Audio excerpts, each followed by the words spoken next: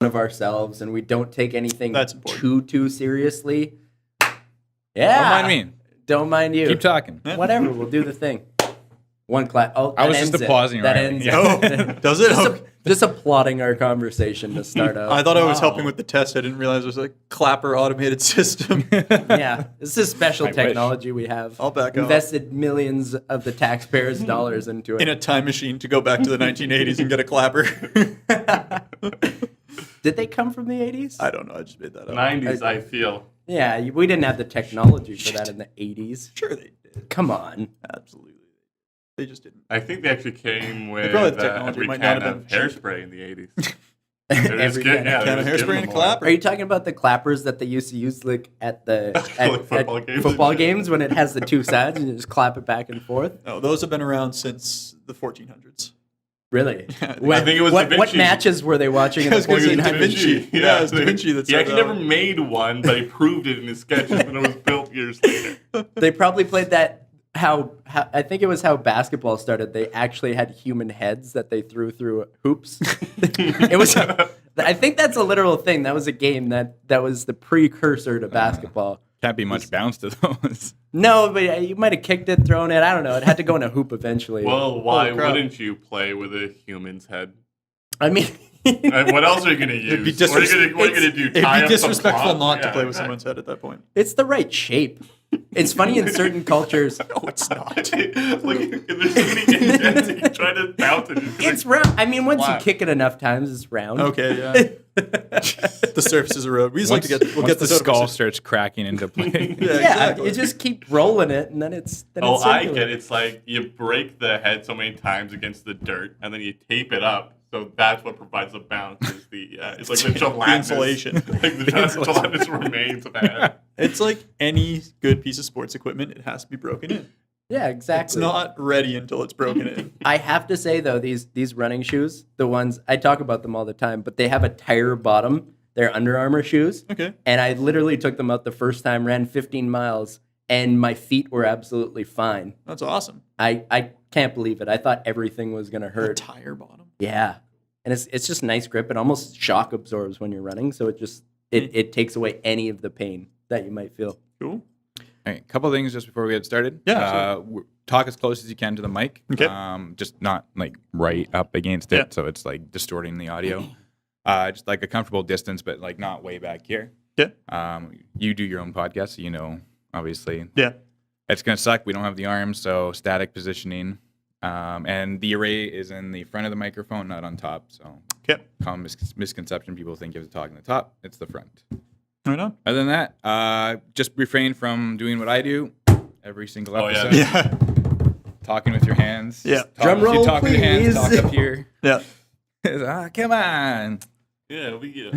Do all the A spicy the meatball. fingertip stuff. Hand talking's okay though. It's just the hand smacking. talking. You tend to smack the desk. I need to when you're prove trying my make point. I was just gonna say, Yeah. what do I do with my hands? Oh, that's oh, you, Straight up Talladega Nights. You Well, just put them 2 up hours. by. You're on camera, so if they're down here, it looks a little suspicious. As long as they're not moving too much, we're all good, right? Take Sylvester Stallone off of your iPhone, and then you're good. Dale Gribble from King of the Hill is like, I don't know what to do with my hands. That's why I smoke. Like, That actually is a thing, though. People can't deal with not doing something with their hands, or even the oral fixation where they have to be like smoking or chewing gum or whatever. Idle it is. hands, man. Yeah. A lot of people deal with that. Well, That's how do how you it talk is. like this? How do you talk stiff? It doesn't make any sense to me. Well, humans are, I think, meant to be animated. You have to. Well, you have. Before why we could wouldn't talk, you we use had it, to be right? animated. True. Right? I think of animated as. Anime. Well, not quite. I was thinking more Family Guy, So it came to mind for me. cartoonish, but anime. If Okay, you want to yeah. get there, you People know. are made to have extremely wide eyes. And It's the same thing. Well, they were talking about that people in Japan, I believe, were doing the surgery to get their eyes widened super so that they could Oh, look more like well, anime isn't that's characters. that's like it's an exaggerated like that's how they see Americans, isn't it? Well, I because think of our it's to what? look more Americanized or Yeah. look But more, it's exaggerated, obviously. But or even look more cartoonish because you see the prevalence of that just in terms of their culture as well. You see that as being a prevalent part of it. Yeah. So to look more like that does make sense. does it? Well, it's adopting a certain aesthetic quality. You see it in culture, you see it in art, and you get so into it. I want to do that, and there's always a buck to be made from cutting people up to make them look like freaks. We got boob jobs, ass jobs, facelifts, tummy tucks in this culture. So widening your eyes to look like an anime character, I buy it. Like, I mean, not literally. No, you wouldn't even question it. I'd buy it for somebody else. Like a gift Kinda certificate. into it. Get your eyes widened.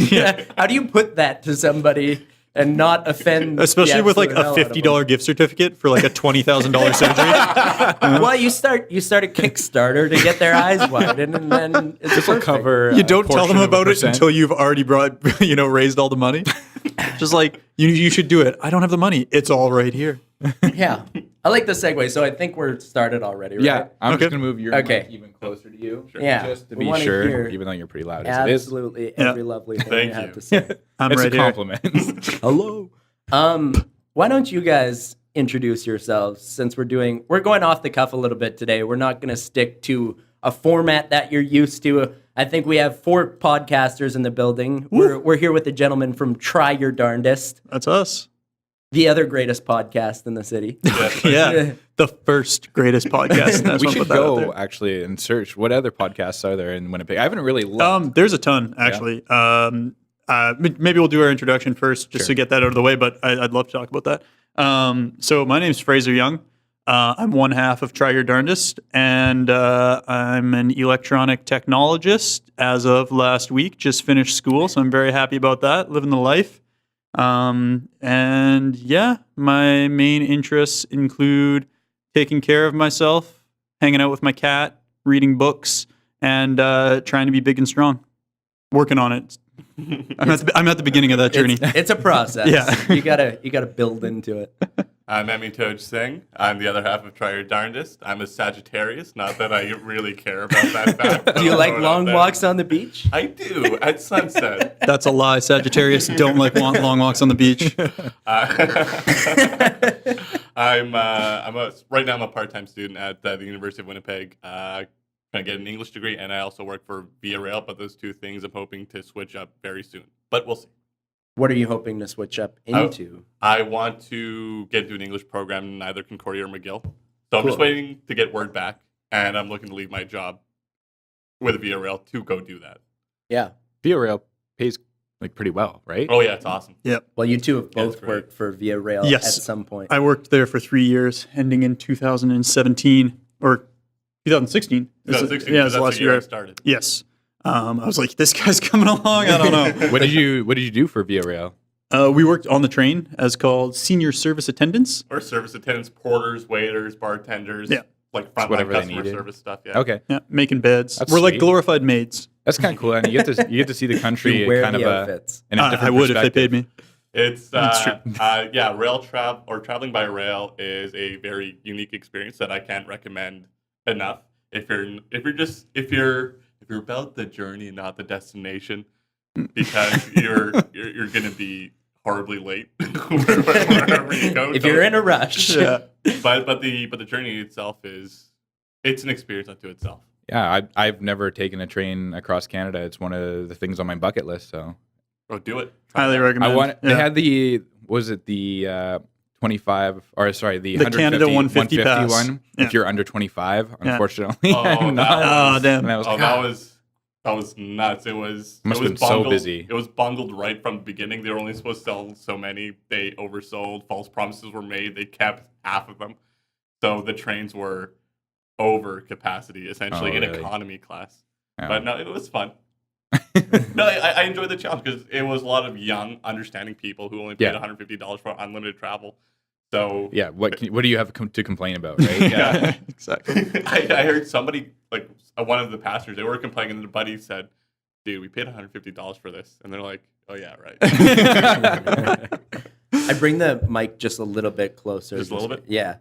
It's about 6 inches is probably the There we go. the magic zone. Probably not up to your professional podcast standards.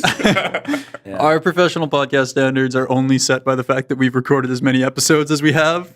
Other than that, we are in no way professional at all. It's just been really wonderful having the opportunity to just hang out and talk with people. I really enjoyed that. I listened to the one with LM Mode Yeah. yesterday. People seem to be very receptive of that episode. Yeah, it was cool. I could tell you were laughing the entire time, but it made it seem so much fun and enjoyable to listen to. But then the viewpoints and I think what I respect about what you're willing to do with your podcast is that you'll tackle any subject, but it's also meaningfully and actually dive into the content of it, as opposed to there's no just brushing on the surface of things. You actually you had an in-depth conversation about the effects of porn on sexuality and masculinity, and I thought that's a brave thing, though, that not and especially nowadays, yeah. But with two females in the room, not often do you have that dialogue, male to female, talking about a subject that actually is prevalent. We see all these very prevalent, very prevalent in society with the Harvey Weinstein and just consent and what they're doing in schools and talking to kids and teaching them about this now, which is important. But the fact that people are willing to talk about it, like you on your podcast, I thought is a very brave move. But it was the way you did it was so accessible too. So I thought that was awesome. I'm glad you thought so, because there's every once in a while you're talking about a particular subject and you're just very conscious of what you're saying because you're aware that the subject is maybe a touchy one, or you're talking about something that's very personal. You're not sure about what you want to give away. You're not sure if this might be the first episode that your mom ever listens to, something like that. So yeah, that episode was good. And Ava and Dominic, who I didn't know at the time, Amitoj introduced me to them just on the podcast. That was my first time meeting them. They were super cool and nice. And like you said, it was really great to have two women in the room and have that perspective of the male and female talking to each other about it. Because when we started the podcast, we did a lot of episodes that were just the two of us, and we've definitely had more male guests than female. So it was really nice to have that new perspective, and that was it was a fun episode. It can be nerve-wracking when those things come up. Sometimes sometimes in that conversation, I will forget about the podcast, and and then I just want to communicate to the people in the room, and then I realize, oh no, on the internet forever. but that's a good thing. You kind of push that nervousness out of your mind. Yeah, it shouldn't be about that. You have to dive into these things and keep it real. But we often, do just that. We just I'm embarrassed, so I'll touch on that and keep going to something more comfortable. Yeah. It's showing that amount of vulnerability is a bold thing to do, though, to actually just say, this is how I feel about it. This was my experience. And especially, it is. I think it's nice when you do forget about the microphone in front of your face for a little bit, but because you're actually engaging in the conversation, and hopefully people can take from that and learn something and apply it to their own experience or their own viewpoint. So I think there is something accessible about that conversation. And that's what I really wanted was, when I watch different podcasts or anything really, even interviews with artists or people that I like, there's something that gives you a really great connection with people when you see somebody being vulnerable and talking about something honest. It just reminds you oh yeah, everybody deals with these problems. The conversation about pornography, it's pretty taboo. Not a lot of people talk about it, but it's most people have dealt with this. Most people have an opinion on it. And it's not so much that our opinion is the one that needs to be shared, but if someone hears us talk about it, they might feel a little more comfortable talking about it themselves with their friends in the future. And I know that I've been very receptive of that when I hear other people talking about something. It's oh yeah, that just reminds me we're all human. We're all dealing with this stuff, and there is the opportunity to talk about it, and we shouldn't pass that up just because it's uncomfortable. I mean, that's kind of the idea of Try Your Darndest was let's talk about stuff that makes us uncomfortable because it's eating away on the inside. We got to get it out. Yeah, that's an amazing perspective, and I think it's what the best comedians do so well is they're able to talk about actual things going on in society, but make it accessible and then make it funny. But then you're more likely to take from that, maybe I can talk about this crazy president we have, or maybe I can talk about this weird sexual experience. Maybe I can talk about whatever it is under the sun that's happening with North Korea nukes. And so it was cool when I attempted it. I attempted comedy at the Cavern downstairs. I bombed. I fell flat on my face because it was between memorizing the content and trying to project outwards and actually perform for the audience. I wasn't ready for that yet. Yeah, no kidding. But I got through my material, which I I count it as a victory. Absolutely. I celebrated even though nobody else was excited. All right, who wants to come to the bar and do shots? No one? I need to drown this Sora out of my brain. But I was excited because it felt like the start of something, which I haven't revisited it. And I would say not necessarily, I guess there is a little bit of that barrier built up because it is tough to be that vulnerable again and you want to get better. But I realized, I think it was maybe in the next couple weeks after that I just didn't have the time to put into it and maybe the passion too. But it's translated to, I did that with music as well, but then podcasting. So it's all made me more comfortable with entertaining as a whole. And I think that was the purpose to begin with. So I don't take anything negative away from that experience, but you got to fall flat on your face sometimes to learn. Pretty much every time you try something, it's not going to go well. I've only heard of maybe a handful of comedians or attempted comedians that actually got a laugh the first time they went on stage. It's just crickets when you go up. It's like riding a bike for the first time. You don't know what you're doing. Yeah, you're going to fall over. I think you can ask almost any successful comedian, and Joe Rogan even said this, that you have to fall flat. You have to fail at your jokes on stage or material. However you go about it, there's going to be times where you just fall completely flat on your face like you did. And those are the experiences that you take the most out of, that you learn the most out of and make it better, right? And that happens to professionals too. And I would say across any business or any entertaining or sports, doesn't matter. You're going to have those times where you might fall flat on your face. With comedians, it's prevalent. They're measured on laughs, and they're trying to entertain to at least a certain degree. So it's, you can tell when the room's silent, and especially when you're super measured, and if you are a professional with it, you know those times where you're supposed to get laughs in your joke, and if there's just dead silence, it's, I think, easy to lose that momentum and just absolutely fall flat on your face, and then you probably just want to get out of there as soon as possible. I think that's part of being the professional, is those moments where you were expecting that laugh, and it's almost as though you've queued yourself up to expect that laugh. Those are the moments where professionals know how to kind of like bob and weave, and okay, that didn't work, so I got to move right into this, because there's nothing worse than, like, on a podcast or in a comedy routine, like dead air, right? Nobody wants to hear that. It's worse than not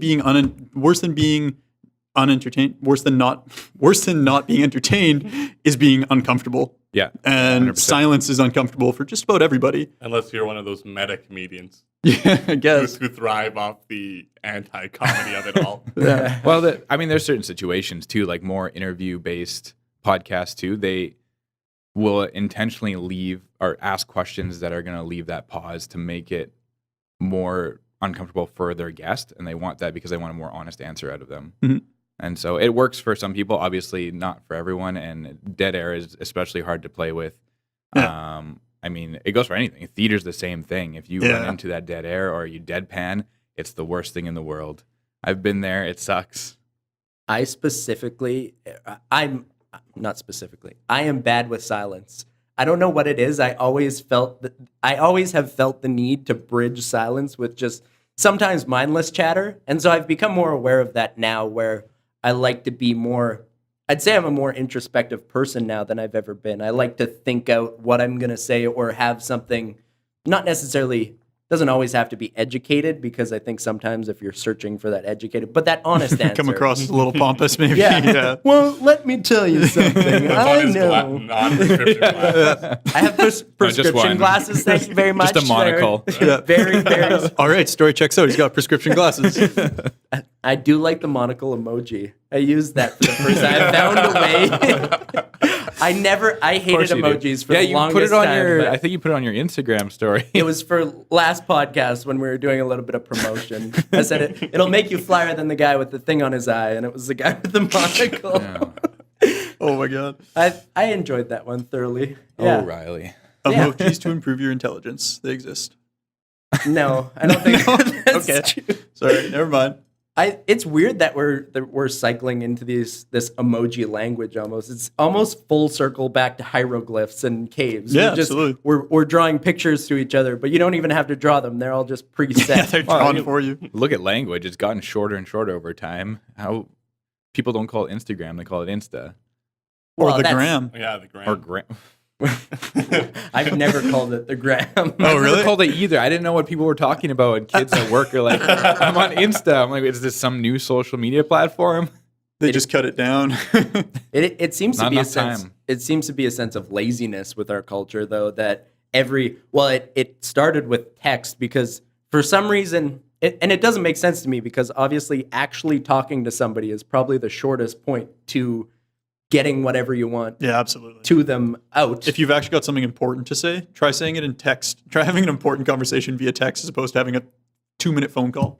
Well, because it becomes lost in translation. You can't tell context a lot of times. And that's why emojis have become so important because nobody talks on the phone anymore. But but then it's the shortened language through text too. So like YOU is too many letters, so you just got to use the letter U instead. I don't get down with that. No. I don't, it's lazy.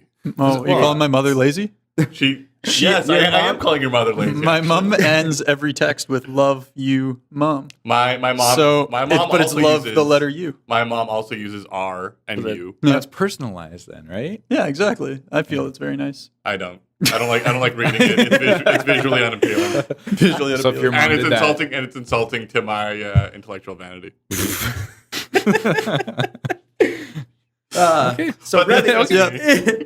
I'm with you a little bit, but yeah, there's a certain level. If it's mom, my mom's gotten really good with emojis, so she gives you the kissy face and like love Aw, you! cute. Exclamation point. It's great.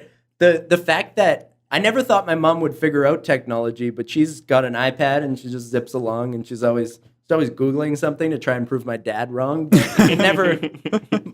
I hate it. My dad's actually smarter than we give him credit for. I have no especially- doubt. I'll never I'm sure he'll doubt be him. glad to hear that. I'll never doubt him with any hockey statistic is the one thing. Dads really know the hockey statistics, especially, well, mine's coached and played and whatever. Yeah. He's been heavily involved for his whole life. So he knows that side of things. I don't think I'll ever jump on board with the emoji thing, though. I never have.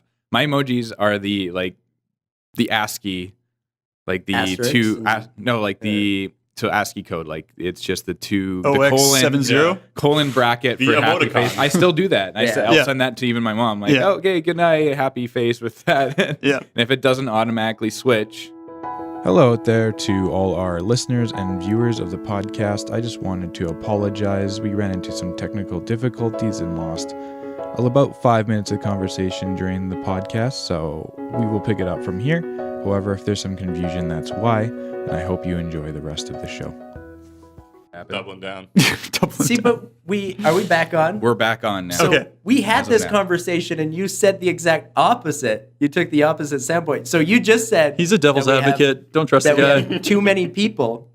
And I tried to make a similar comment. I was like, can we maybe, like, we're overpopulated, and you took the opposite stance Yeah, of that I'll do we could have 10 billion people, and that would be the carrying capacity of the planet. So far, it's been theorized. It's been theorized, but we're obviously exhausting resources way too fast for our current population. So Sure. without technological advancements, then there's no way that is sustainable. Well, I mean, what did Brent say last podcast? That 40% of food in America is just going to the garbage. So Yeah. if that 40% you could actually get to more people, then if that It's would not that almost there be- aren't enough resources, it's that the distribution of resources is Yeah. not Too much being waste. done properly. Yeah. And it's a distribution of Less- wealth. It's becoming more and more unequal as time goes on. The rich get richer and the poor get poorer, and there's no incentive to fix it because there's incentive to do just the opposite, to shore up that system. Yeah, what's the quote where it's it's basically I think it's a biblical quote where it's basically the peasants will be left with nothing because given time, like the rich get richer, Yeah. and it's The gap widens. the gap widens. So without any kind of, but that's why government's so important, because you have to have some kind of restrictions to that top, or else they will start. Essentially, it would probably backtrack to slavery times, because you just have people making so little money, people making so much money, and it just exhausts. Like all the resources get drawn in like a gravitational pull to those top few. Yeah. One of the things I've read about is the Pareto principle, and that's what I was trying to get to on that conversation. We might have been on a little bit of a different level that evening. That was the same evening we went to the UFC, had some drinks, might have smoked a little bit of marijuana, which Allegedly. allegedly, Which yes. I definitely did. Yeah. I don't often partake. That but was a fun night. that was an amazing night. It was the first time I met Amitoj, like for real, like that we had a remet, yeah. remet and had a full on conversation. But I feel like I offended you during that conversation a little bit. I doubt it. That means a good conversation went on. Yeah, it happened. I'm not easily offended. So if that did happen, kudos. As long as you didn't I- use bitmojis or emojis or whatever you want to call them, you didn't offend. I wanted to make sure. I wanted to clarify because I just wasn't sure if that did affect you. I wanted you to know that it wasn't my intention because part of the thing was I was thinking of the Pareto principle, but I wasn't in the mindset to actually have an educated debate on maybe why I believe that the population that basically my theory is that so 20% of the population is I don't know exactly how to say this without the coming up with 2080. but 2080 principle, but I would say 20% of the people cause 80% of the evil in the world. And so if you did without that, our planet would be not only less, Do you think it it's- was less chaotic. Do you think it's that big though? Do you think that it's 20%? So 20% causing 80%, and that principle applies to so many things. So if you read, I forget exactly who the book's by. The best example is your hands. Your thumbs are 20% of your hands. You got 10 fingers, you got 2 thumbs. They're doing most of the work. Like without your thumbs, the rest of your fingers are pretty useless. Yeah, and opposable Sure, you wouldn't thumbs be able to were, grab things. Yeah. Yeah. were one of the evolutions from being primates to us being modern day humans. So there's no way that we could accomplish all the things. Like you couldn't use your phones, you couldn't use. God, no. We always go back to No, that. you just go to the But- finger pointing method like the old folks do. Yeah, we're like holding it that far out. poke, poke, poke. But yeah, my thought was just that 20% of people cause 80% of the evil. And if you got rid of that 80% of the evil, then you'd probably have a more sustainable, better, and less corrupt world, and it would function better. But I think you would still have that. I think eventually you just have that divide regardless of where you are. If there's 100 people, you're probably going to have. It's weird to quote it winners and losers, but people that have the most resources and people that don't. And then if you don't, you're willing to risk more to then change your place in that society or in that culture. So that's a little bit of my theory on that. I think even with the 20% of the world's people creating 80% of the evil, there's also the 20% of the people are doing the work of the rest of the 80% too with that Yes. 20/80 Thank you, principle. yeah. And I think there's always going to be that disparity between there are always just going to be people who are working harder, who are more intelligent. I mean, we can get to a point, I think, with human beings in society where everybody's treated fairly, but I don't think it doesn't make sense to me that at some point we're all going to be equal, that everybody will be educated to the same level. Though I think there can be opportunities for that education, but people will always be different. And I think there's always going to be leaders.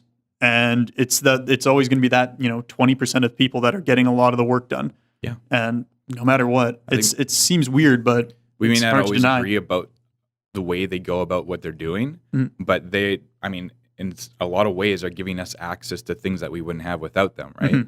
So you have to ask yourself, would the 80% be willing to push themselves that far to get to that point that they were able to? Would we have things like cars, and would we be using oil as a... So there's definitely a counterculture to that, and it's happened before on our very planet where socialism or communism, where people have taken down the rich to basically even up the game. But what did they do? They basically killed the rich for saying, you're bringing us down. You're amassing too much resources. You're the evil person. So we're going to, off with the head, and we're just going to redistribute wealth. And it's caused millions of death and famine. And it basically just absolutely blows up the entire culture. And then you have to rebuild. And then that same thing's going to happen. You see that Russia's not the best example anymore, but they have the oligarchy where it's basically 8 to 20 people have all the wealth of that country. And it's also worked though. As Scandinavian countries, they chose they follow what's called a market economy, or market socialism. While they do have enterprises that are governed by the free market, and they are willing to have relatively open borders and sell their goods to the world, they also have high taxes. The rich are taxed more than any other country in the world, and they also have some of the highest standards of living. That's interesting. So you got to think about that too. Yeah. And the transition from the peasantry to communism in Russia. I'm not going to say that wasn't true communism. I think communism can work in theory. People are evil in a lot of ways, especially people who are hungry for power. Yeah. And they're willing to do some unscrupulous things that are not to the greater good. And they trick themselves to think that it's all right. Mm-hmm. But I think it's important to make the distinction of what happened in Russia. Marx theorized that a transition to communism was going to go from capitalism to socialism, then to communism. What happened in Russia was feudalism, right to communism. It was just people took hold of an ideology, and then they tried to make it work. Some ways it did, most ways it didn't. One of the most interesting evolutionary theories through studying primates that I've read, I believe this was in Jordan Peterson's book, but he talked about the hierarchy and how it's unsustainable when somebody takes over by power, so they just use their physical force and they're able to basically rule through fear. So they reach the top, they have the wives, and their power, they reach their power that way through physical force or whatever, what have you. But then it's not sustainable because as soon as somebody becomes strong enough to rise up against them and defeat them, they take that power. So sustainable power are for the people that are willing to care for the rest of the people under their branch or tree or whatever you want to say. So it's funny, that trickle-down effect of you actually have to care for the people around you to reach that and have sustainable success. And you see that with business. You see that basically in anywhere. The cocky quarterbacks might have one good year, but then it's not sustainable because nobody wants to play on their team. Whereas somebody who's playing for the team is going to be successful year in and year out. So it's really that mentality and developing it that way.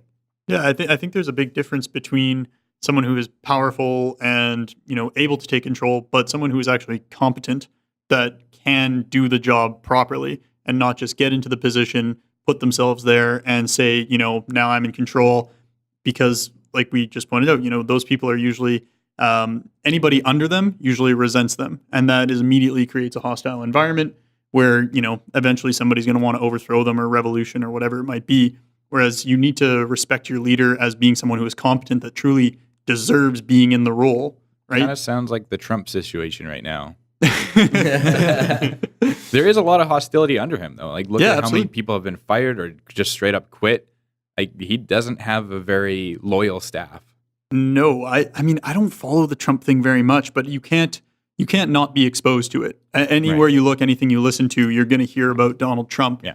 And I like we were talking about earlier, I sometimes need to remind myself, like, okay, I've only really been alive and paying attention for the past 3 presidencies. What do I have to compare this to? I've got the Obama presidency and the Bush presidency. And both of those, again, I was still young, I didn't really understand. And this definitely seems worse. But I always kind of wonder, like, are some of the things that are happening right now, obviously they're bad and this is ridiculous, but like, how has it always been this ridiculous? Have there been times where we've been this upset with a president before? Clinton. No. Well, Clinton had the whole but not the like big not scandal. Like this. Well, no, definitely not on this scale. But Clinton was probably the last time when there was like the big scandal, and he was kind of seen as almost a joke as a president for a bit. However, he was a very smart guy, and he knew his politics. And Clinton was probably, in terms of, and I guess I'm the only one old enough here to remember him really in his presidency. I remember a little bit of Clinton. I was alive for the scandal. I watched some YouTube videos. Yeah, but there were a lot of news stories on Clinton for sure, and whether or not he was competent enough as a leader. Yeah. And he was good at talking. He was really good at getting what he wanted out of the conversation, something Trump is not very good at. And Clinton, his team under him didn't really dissolve when this all came about. Okay. So he actually had, he had there was a more stable, loyalty, more of a stable relationship there. For sure, yeah. Okay. Yeah. Trump is definitely struggling, I think, more than any president that we've known. Mm-hmm. I don't know, but I don't know if he's doing everything wrong either. I don't know enough about what is he global doing policy. That's the better question. I mean, he did help the American economy when he first started presidency. I wouldn't say so anymore. Well, I mean, again, I don't know enough about politics to really dive into what he's doing right and wrong, because the news just focus. The problem is that the news wants to focus so much on what he's doing wrong that we can't really see what he's doing right.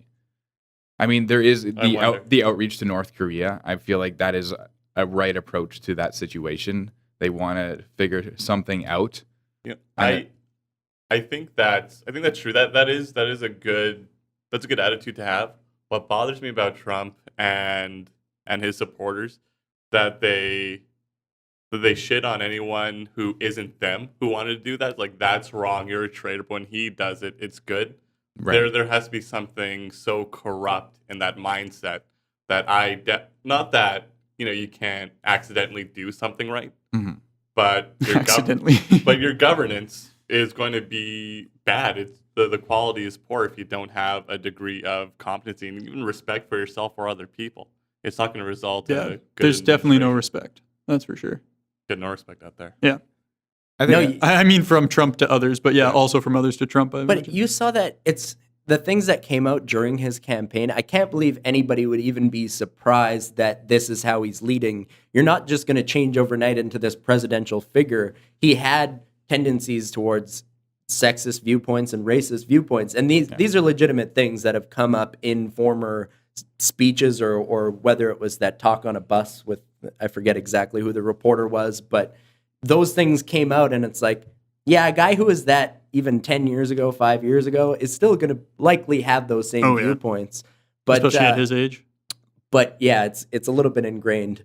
But one of the things with his corruption, it seems like he covers his tracks by firing people and saying they're incompetent, and anybody who's not willing to be on his side of things, quote unquote, he's silencing them by putting them out of their roles. And it seems like he's spending more time doing that than actually getting anything done as a president. He's really trying to cover his own tracks, and he never apologizes for anything. He's never forthright. He never says when he does something wrong. And I do understand that that's also a power tactic. Every single thing he does seems to be a power tactic, down to his handshake, down to I think you guys talked about that during handshake time. But We did.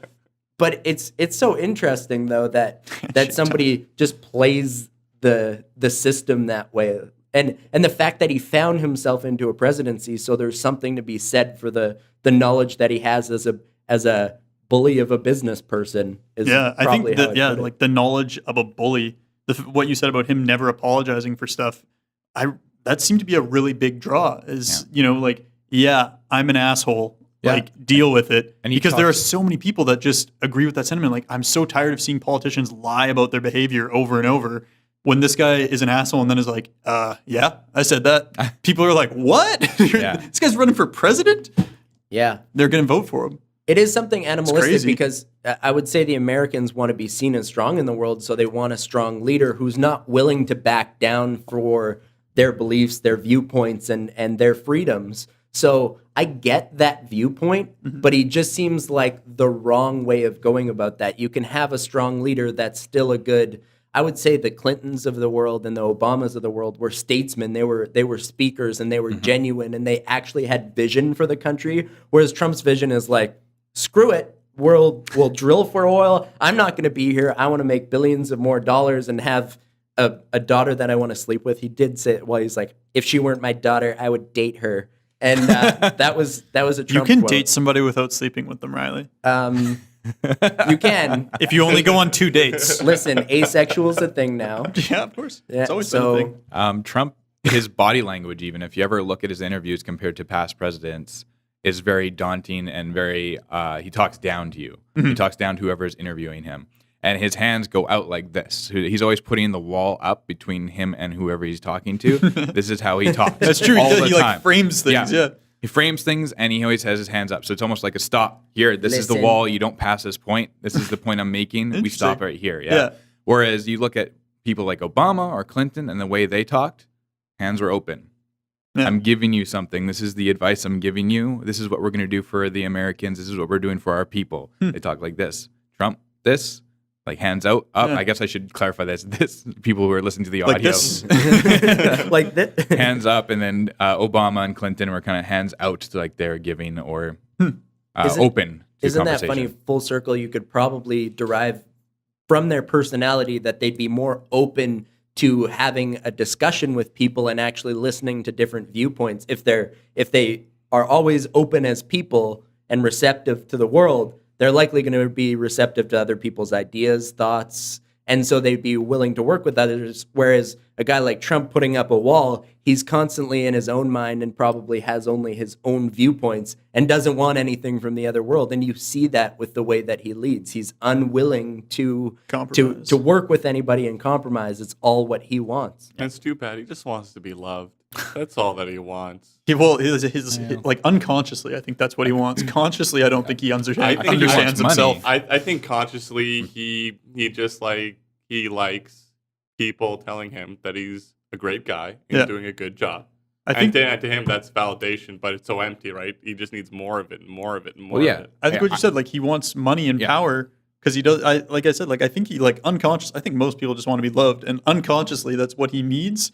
But he has this disconnect where like love to him doesn't really exist. It's more an idea of like wealth and power, and that buys the things that I love. Yeah. So it's like I need to go the path of finding power and wealth, and then I get the things that I want, and that makes me feel good, as opposed to just being nice. Kind of reflects back on his childhood. Is from what I understand, his childhood was very cold. He had very much the cold shoulder from his father, and he never really had a hard time growing up either. So he doesn't understand the hard times for Americans, so you'll never see him address that very much. Mm-hmm.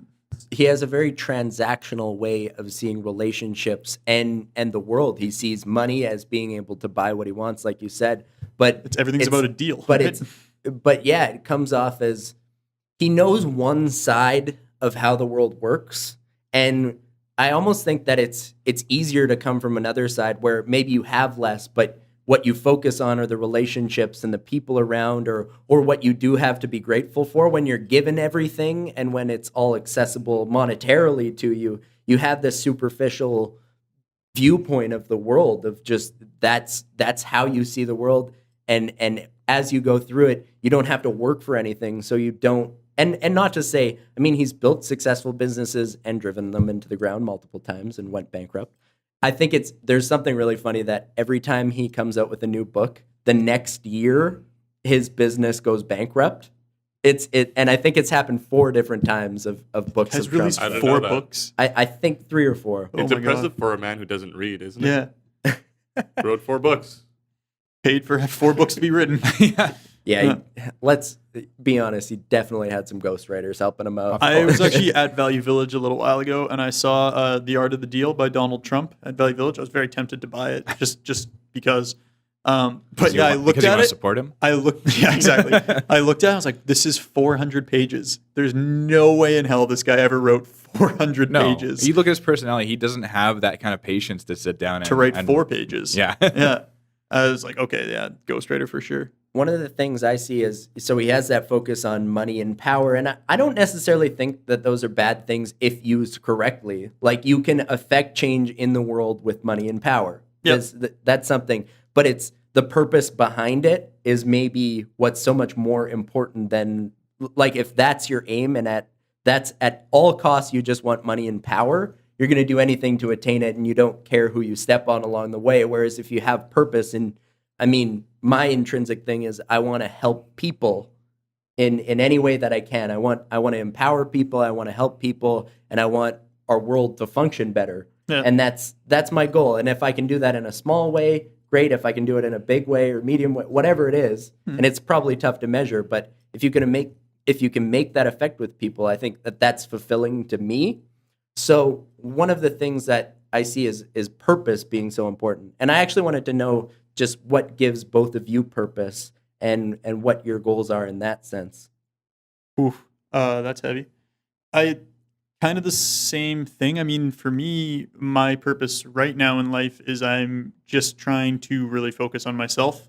The whole idea of just, trying to go to bed better than I woke up. Right now, I'm really focusing on just, I just got done with school, which was my biggest focus for a long time. So right now, my focus is to move into my career path and just do the best that I can, make a good impression on everybody at work kind of thing. That all starts on Monday. So I got to So you got the job? Yeah, I got a job. Amazing. Yeah, I guess I didn't say that already. I got a job, everybody. Woo! So was it the one with working with aircrafts? Yes, I'll be a communication, navigation, and surveillance technologist with Nav Canada. Nav Canada controls the Canadian airspace. They are all the communications that happen with airplanes and any kind of aircraft within Canada and the Northwestern Atlantic Ocean is all monitored and scheduled and everything by Nav Canada. So all the everybody knows like air traffic controllers, the big room at the airport overlooking everything with the guys at the headsets talking to all the planes. All that technology, all that communication is Nav Canada. So their whole thing is, like those systems can never go down. They've got like double, triple redundancies in a lot of places. They have to, yeah. Yeah. So my job is going to be as a technologist doing installs, repairs, maintenance, upgrades, stuff like that on equipment in Manitoba, Northwestern Ontario, and Nunavut, which I'm super excited about. It's a ton of training involved. Like I just got out of a 2.5-year program, but I can expect to do 3 more years of training just in my first 3 years with NavCan. But super excited about it.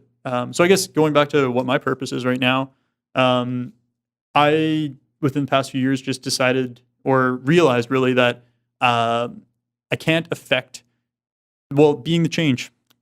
I can't affect change with others very well. I just realized after living with friends and stuff and surrounding myself with people who were partaking in certain bad habits I didn't want to be a part of, I couldn't tell my friends or people I knew over and over again, hey, stop, don't do that.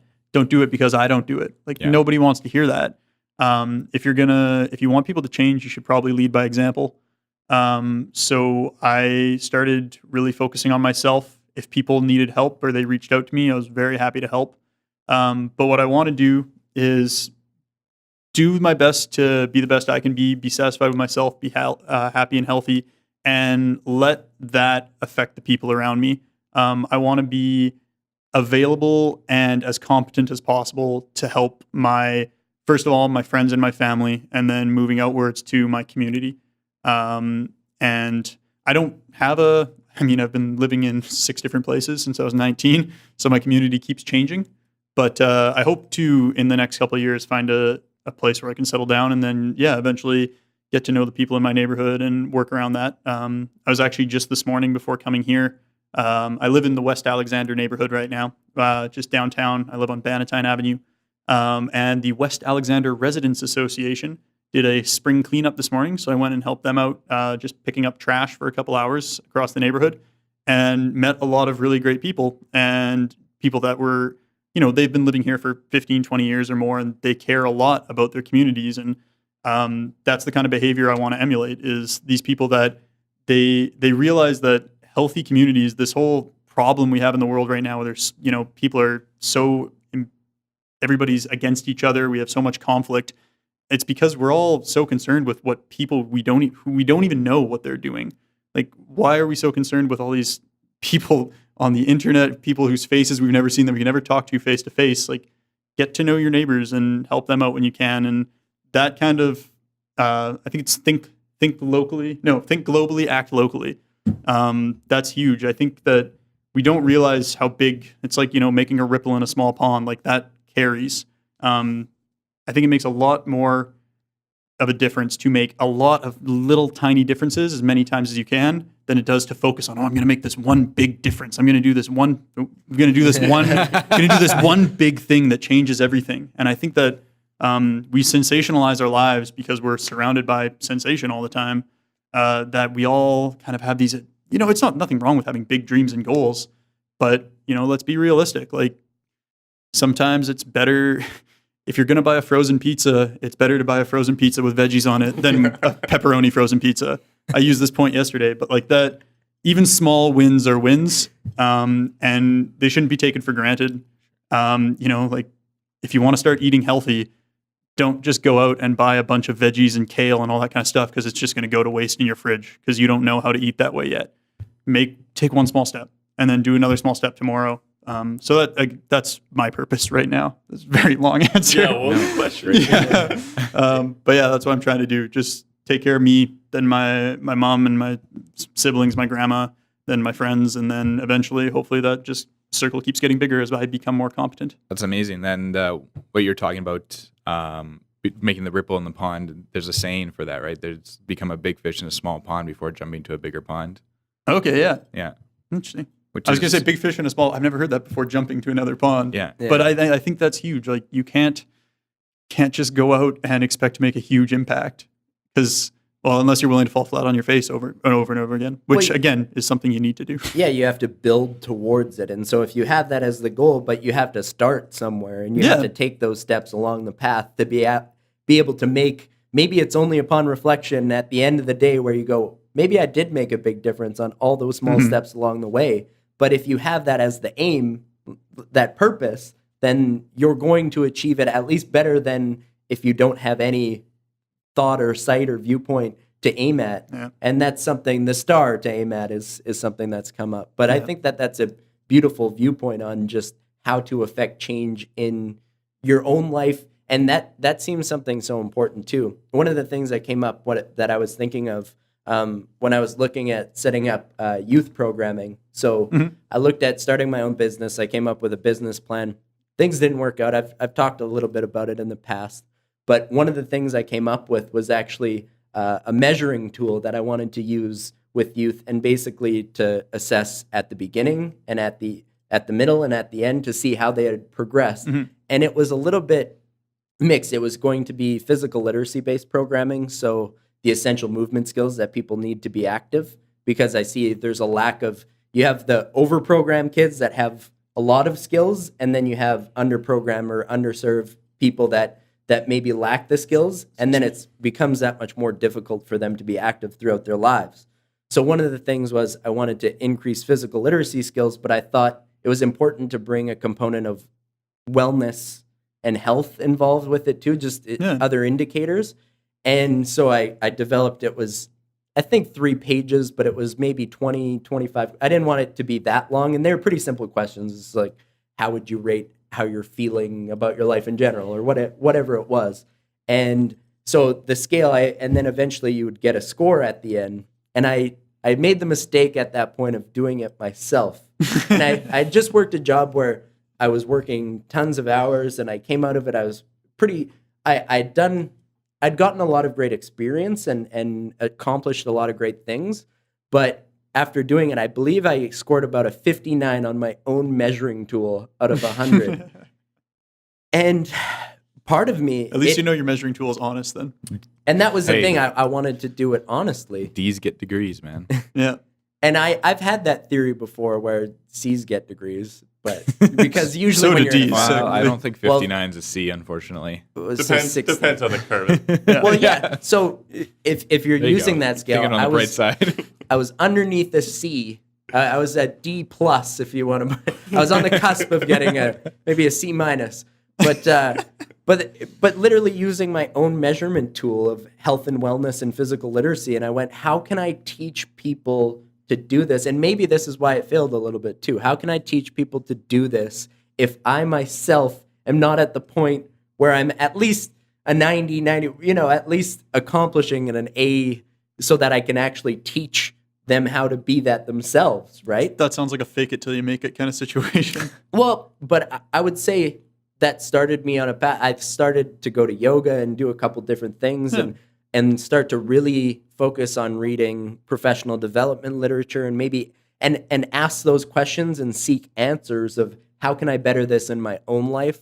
What things have I been lacking on or that I've not been doing? And then start to progressively build from there to where I haven't looked at that, but I'd be interested to do it again because I feel like I'm at least much closer to Probably an rocking 100 a C plus by now, but yeah.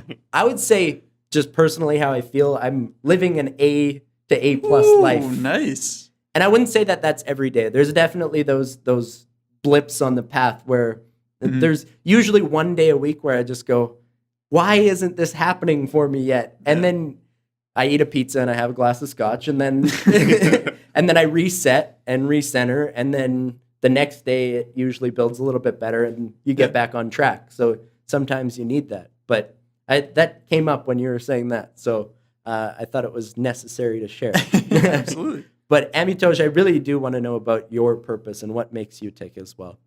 For me, I've tried to build a philosophical basis or reasoning to how I understand and interpret this world.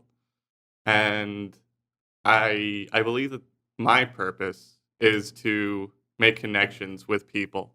It's like this. People are these individuations, like we're split off from a whole, and some of us don't realize it, that the purpose of this life is to build good friendships, strong friendships, and better communities and stronger communities. So that's my goal. That's what I desire. Am I doing all that I can to accomplish that? Not so much community wise, maybe friendship wise. I'm doing pretty good in that respect. I think a path to that for me is to create, I don't know, something, stories or poems, these triggers that show people there's like, I feel this. Do you feel this too?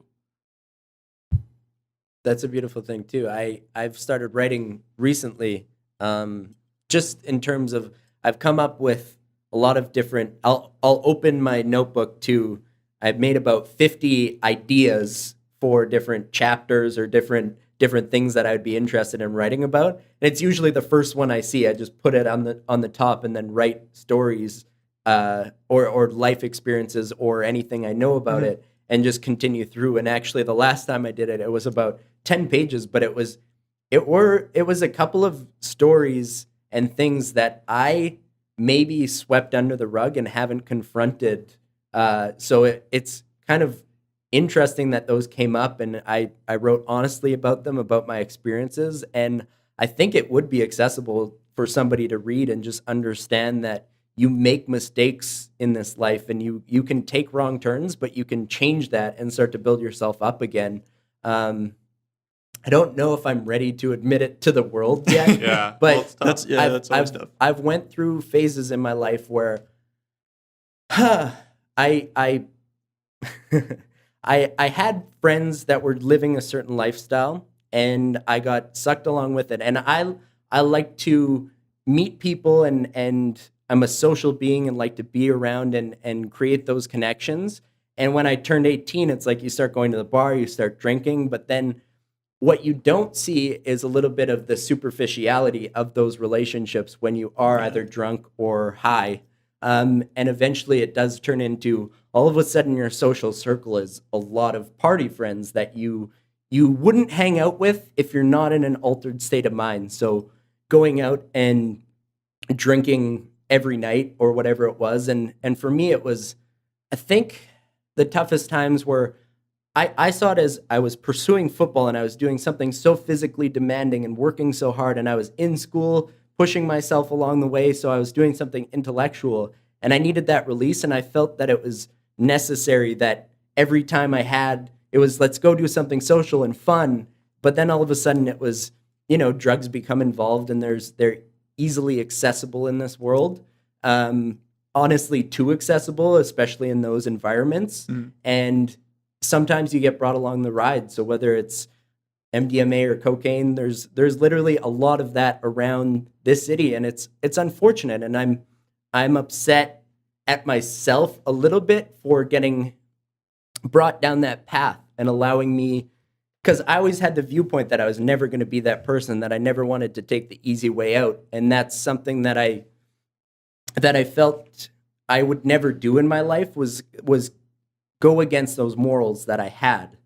And in sport, it was, to this day, I've never done steroids. And that was prevalent in the world that I was in. And I went, I'm not going to take the easy way. I'm going to do the work that it takes to get there. And so I feel like, in a way, in that area of life, so relationships and trying to build social community, I took the easy way out and I jumped into that lifestyle. And unfortunately, it led me into some negative places, and thankfully, I've changed my life, and I like to think that I'll never go down that path again. Yeah. But it's that acknowledgement, that self-acknowledgement that I was in that place, and I was in a dark place a couple of times from that lifestyle.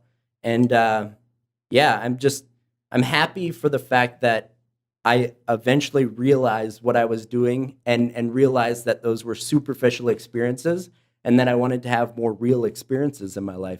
But if you look at just even in talking about it, I can tell you've learned so much from that lifestyle, right? So if you didn't have that you wouldn't be able to pull from that experience. I'm not saying that it's a good experience to go out and tell people to go out and do steroids just so you can say that you Learn did from it and it, yeah. learn from it. Like hopefully you don't have to do that, but at the same time, we can gain so much from our negative experiences, and I think it can make us more positive people. If it wasn't for the darkness, we wouldn't know the quality of light. I mean, if you compare light to light, then it's just nothing. You have to go down. You have to go down those roads, and the deeper you go, then I think you have the potential to go the opposite way as well. Yeah, I think when you meet people that have always lived a very straight-laced lifestyle, not to say that they're incompetent or they can't be capable of great things, but you just feel like they're missing something. They and haven't that been tested as much. they maybe and they haven't been tested, and they also they don't have the same kind of empathy that people who have been in dark situations understand, because they just see it as, well, that person made the wrong choice and that's their fault and they shouldn't have done that. They don't know what it's like to have just, it's true, you made the wrong choice, or, I've been the same way, but it gives you that kind of perspective where you start to understand other human beings and saying, like, okay, maybe this person is wrong, or maybe this person is bigoted or racist, but why are they that way? It's probably because they've been in a certain environment where that's the norm for them. Is it possible? Like, I know I've changed. I used to be a person that I'm not very proud of, and I like to think that, I would be defined as the person I am now. So when you look at other people, you have to try and imagine, like, okay, this person is the way they are now. Maybe they're really hateful and they're mean and cruel, but you think that they could get to a point where they'd be better? And I think that most human beings can. But it takes a lot of work, and that's the thing. Like you said, like, pulling yourself out of that situation isn't easy. Like I was saying earlier, like I had friends that I had to kind of just remove myself from that group because I couldn't. What I was trying to do at the time was, instead of just helping myself, I was trying to pull all my friends with me, because I didn't want to give up on the friend group. I didn't want to feel like I was striking out on my own. That was too hard for me. So if I could try and convince my friends to all get on my train, and we'll all go my way for a bit, and then everything will work out. That's not how it works. You need to have the courage to really pull through on your own. And when you finally do get to that point and you do pull through on your own, and you change things about yourself that you didn't like, and then you can look back and say, hey, I made that improvement.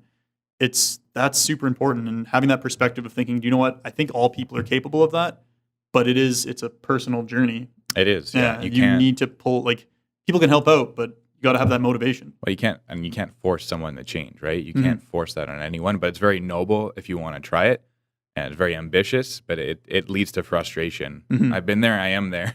Yeah. As a trainer and just in life, I make small Facebook posts every now and then, just based on my perspective, and whoever it can help, that's fine. Like, I see that as a win. Like, that's a small win, exactly. Right? And if someone can take my perspective and turn it into a win for them, that makes me happy. However, those posts and my opinions are met with very like scrutiny a lot too, and it happens, and that makes me equally as frustrated.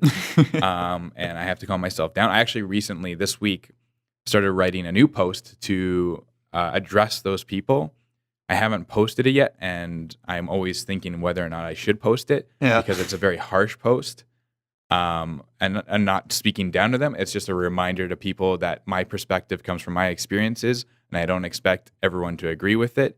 So when people attack me for my experiences, I just ask the question, I'm like, where does that come from? Why do you feel need to do that? It is your choice to read my post or to listen to my opinion. So if you take that as a personal attack on your life, then that is a problem.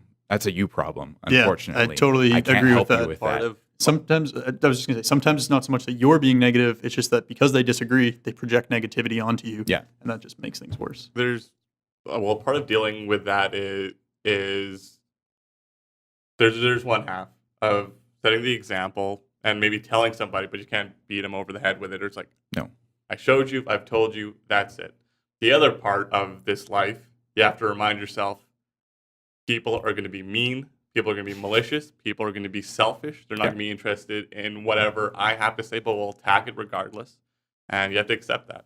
Yeah, and I preach this a lot to a lot of people, and I don't expect a lot of positive feedback from it. And I always say, your excuses are just that. They're excuses. Yeah. And people are like, well, you know what? I don't always have time to go to the gym and work out. I can't always just do what I want. I have kids to look after. I have a wife. And I'm like, I mean, like, Do some sit-ups, you know? yeah, I don't know. like, I'm willing to work with you to get past that. But until you can come to realize your own shortcomings, your excuses are your excuses and they're yours alone. They mean absolutely, and I don't mean this in a mean way, but they mean absolutely nothing to me. You telling me your excuses, it's like me going to my boss and telling him why I failed and getting a new client this month. Like, it affects him. I have to tell him, but if I can't, I failed. At the end of the day, I failed. There's no if, and, or but. I have to do better next month.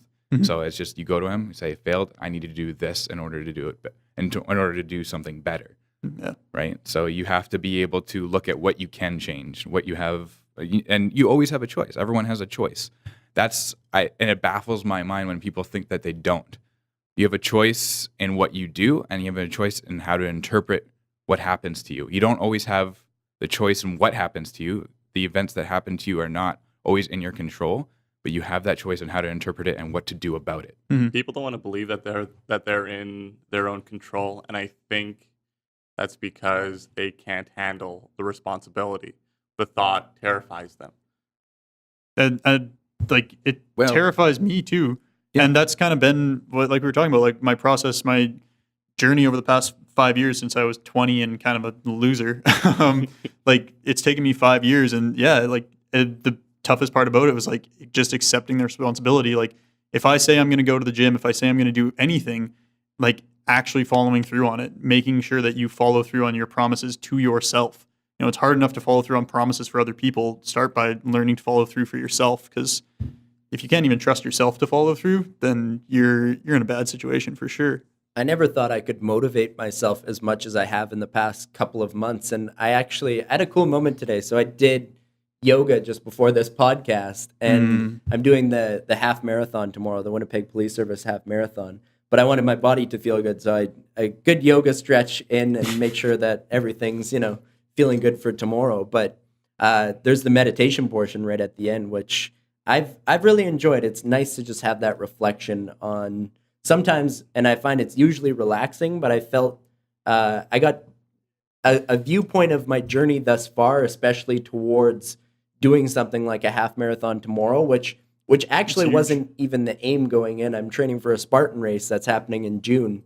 But it was about 3 months ago. So 2 months ago, I did my first Spartan-oriented workout. Before that, I'd say this journey almost goes back to when I started this group. And then all of a sudden, these things have manifested from it. But I decided I needed a physical challenge. And so that was around March where I signed up for the Spartan race. And then the next month, I was running outside, like doing these Spartan-oriented workouts and still lifting at lunchtimes. But now it's been progressively challenging myself and literally getting up at 4:30 in the morning to go out at 4:50 and go do some 10-mile runs, and then challenge myself to go faster, and then challenge myself to go faster in those Spartan workouts and lift more and do more. And then it's staying on top of that. There's oftentimes that voice that comes in that says, all right, do you have to go out tomorrow, or you're not going to bed at an early enough time? Are you going to be able to wake up? And thankfully, I think every time but maybe once. And I felt like I've been pushing really hard. So sometimes you need to take that day where it's like, I physically can't make it out of bed. Okay. Yeah. But those times where it's just your mind being like, well, you could just stay in bed. It's cozy. You're like, no, I gotta get up and go do this and attack the day. And you feel so much better for it. And there's usually a moment along that you have to cherish where it's all of a sudden the sun's rising, or you see the stars in the sky, or, you at the end of the run, you've went faster than ever before, which I did this week. And it was the day after a Spartan workout. So going in, I didn't really have the expectations of breaking under an 8-minute mile. Right. But I was about halfway through and I'm hovering around 8 minutes on average. So if I push this back half, I'll probably end up underneath. And I ended up 7:55, 7:56. Ooh, nice. Right on. Yeah. Accidentally pressed resume, so it gave me another second less. But no, I was super excited though. And it was just one of those moments where it was hard to get out of bed, but the payoff was all of a sudden I broke into a new place. Like my goal is to be at a 7-minute 30 for the Spartan race next month. Oh yeah. So Holy crap. average. How that's long is for- the Spartan race? How far? So 8 miles and 25 plus obstacles. Oh wow. But I'm 90% certain that I'm going to do the Beast, which is a 13-mile, 35 plus obstacle race in Kimberley, BC, and that's in July. So I like the challenge, and it's something of having that holistic athletic challenge. So cardio, being able to run long distances, and then it's strength. So you have to do a lot of strength-based movements or crawling or lifting things or climbing over barriers. And then I even think flexibility plays into that. If you're nimble, if you're able to do things, is going to help you. So, and I find the yoga just helps your body feel better and be balanced and be in the right places. So that's been an amazing journey, just to push myself to these limits and I would say I'm in the best physical shape of my life, and I'm not taking a supplement. Well, I bought MCT oil but it's from coconuts and it's triglycerides. Is 93%. Sounds like performance enhancing drugs to me. 3 entire glycerides? Something like that. But it's literally derived from natural sources and coconuts. So it's MCT oil. But that's the one medium thing. chain triglycerides, Yeah, so that was right. Yeah. It sounds super. Triglyceride sounds. Sounds like making material. You'll hear a lot about it. Anyone who's on a keto diet knows all about MCT. Yeah. It's a crucial element of that diet. Yeah. I use the keto diet as an excuse to put butter in my coffee. It's really rad. I definitely eat more on the high-fat, low-carb diet, although I'm definitely not keto by any means. Yeah. I still make sandwiches every once in a while. I eat paleo, but I say paleo and pizza because there's that one day a week. Yeah. You need that emergency pizza in the freezer. The medicinal pizza. It is medicinal. Is it a vegetable pizza at least? There's some veggies on it. There's veggies on it. That I do counts, the right? spicy chicken deluxe, or I do a deluxe, and I eat the whole goddamn thing. All right. There's some protein on there too. That's cool. Yeah. We'll give it a pass. Where do we want to go with this now? Do we want to talk about spirituality? Wait, could I? Wait, I figured out Everything's figured out what my spiritual. purpose, or what I can say about purpose. Okay, right on. It's to have heart and die well seasoned. That's it. Have heart, die well seasoned? Yeah, having heart means being true to yourself. And in a world that's constantly battering you around, you have to prove who you are to yourself. Not necessarily other people. If you want to do that, cool. But make sure there's a limit on that. And to die well seasoned means having character. That you did take a risk. You got scratched. You got cut. You got knocked around. Some calluses. Exactly. Yeah. I've been putting some tar in your lungs. I was going to say, I've been putting paprika in your hair when you're not watching. Wow. Gotta be well seasoned. Too. Yeah. Exactly. We're going to Hansel and Gretel this. There's a book I like to recommend to everyone sitting at the table and listening and or watching. It's called Meditations. Have you guys heard of it? Marcus Aurelius? Yeah. Have you read it? Yes. That's fantastic. I have not. Yeah. It's a book written by Okay, Marcus neither have I. Aurelius. We're good. We're even. It's a book written by Marcus Aurelius, who was one of the last, what they call the 5 good emperors of Rome. And he was dubbed the first philosopher king. It outlines Stoic philosophy and how to live a good life, applicable to emperor or not. Right. From an emperor's perspective. So when you were talking about getting out of bed, I thought of that passage, I forget at the beginning of which book, where he has that conversation with himself of the importance of getting out of bed. And it's just so simple. But the fact that a man of his stature, he had to go through that. It's like, oh yeah, the struggles are the same. Yeah. For regardless of position, culture, or period. He lived 2,000 years ago. Yeah. And the advice is still applicable today. Is it in audiobook format, do you know? Probably. Perfect. Yeah, I can only imagine. Yeah, it's a pretty easy investment. I think I bought it for $5 as a classics thing at Indigo or wherever it was. But it's just one of those, and it's not even a super long read. It's maybe 200 pages, but between that, just easier for me to digest if it's audio, because most of my time spent listening or reading books is listening to it in my car on my way to work or while I'm making breakfast or something like that. This one you might want to read. Yeah, it's I think worth it to. I find you get more ingrained in something when you're consciously reading and then thinking. Like at the end of a chapter, you might even reflect on those things that you read. I find I'd say that there's 3 similar books that just in terms of philosophy and just viewpoint of the world, and I would say balance. So I love the Tao Te Ching, and that's attributed to Lao Tzu, which he could be synthesized between different people. Like that's beyond 2,000 years ago. It's about 3,500. I'm just guessing off the top of my head, but that was predates Confucianism and Buddhism. But a lot of those teachings are relevant, and that's more read like poetry, and it's been translated a bunch of times, but they try and stay as true to the original text as possible. But it's easy and accessible, almost poetic writing, but about day-to-day living and basically the core philosophies of meditation. But Oh, sorry. I thought you were not talking about the Bible there for a second. No, but it's not about meditation, but the book itself is meditative because it helps you become a more centered individual and be able to see the world around you with, I would say, open eyes where you can actually access what's around you. And I would say similarly, The Art of War it's Sun Tzu, right?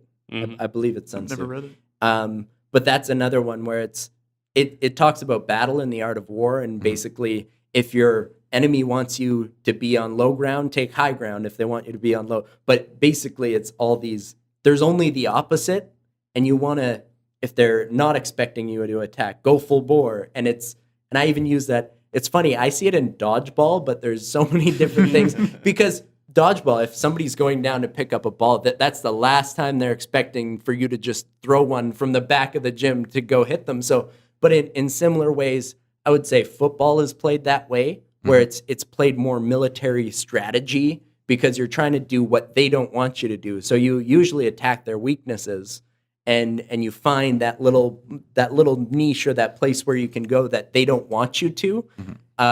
And sometimes it's just bludgeoning. It's just, we're going to be tougher than you. Sometimes it's going over the top because my receivers are better than you. But even looking at the world that way and seeing that there's maybe weaknesses, and I would say Malcolm Gladwell's book, David vs. Goliath, pointed out these similar things too, where it's even the big corporate structure has its weakness, and even the big giant like Goliath has its weakness. And so it's finding that and finding your strength and how you can attack that too. Sounds very similar to a book I'm listening to right now called The Art of Learning. Have you ever read it? No.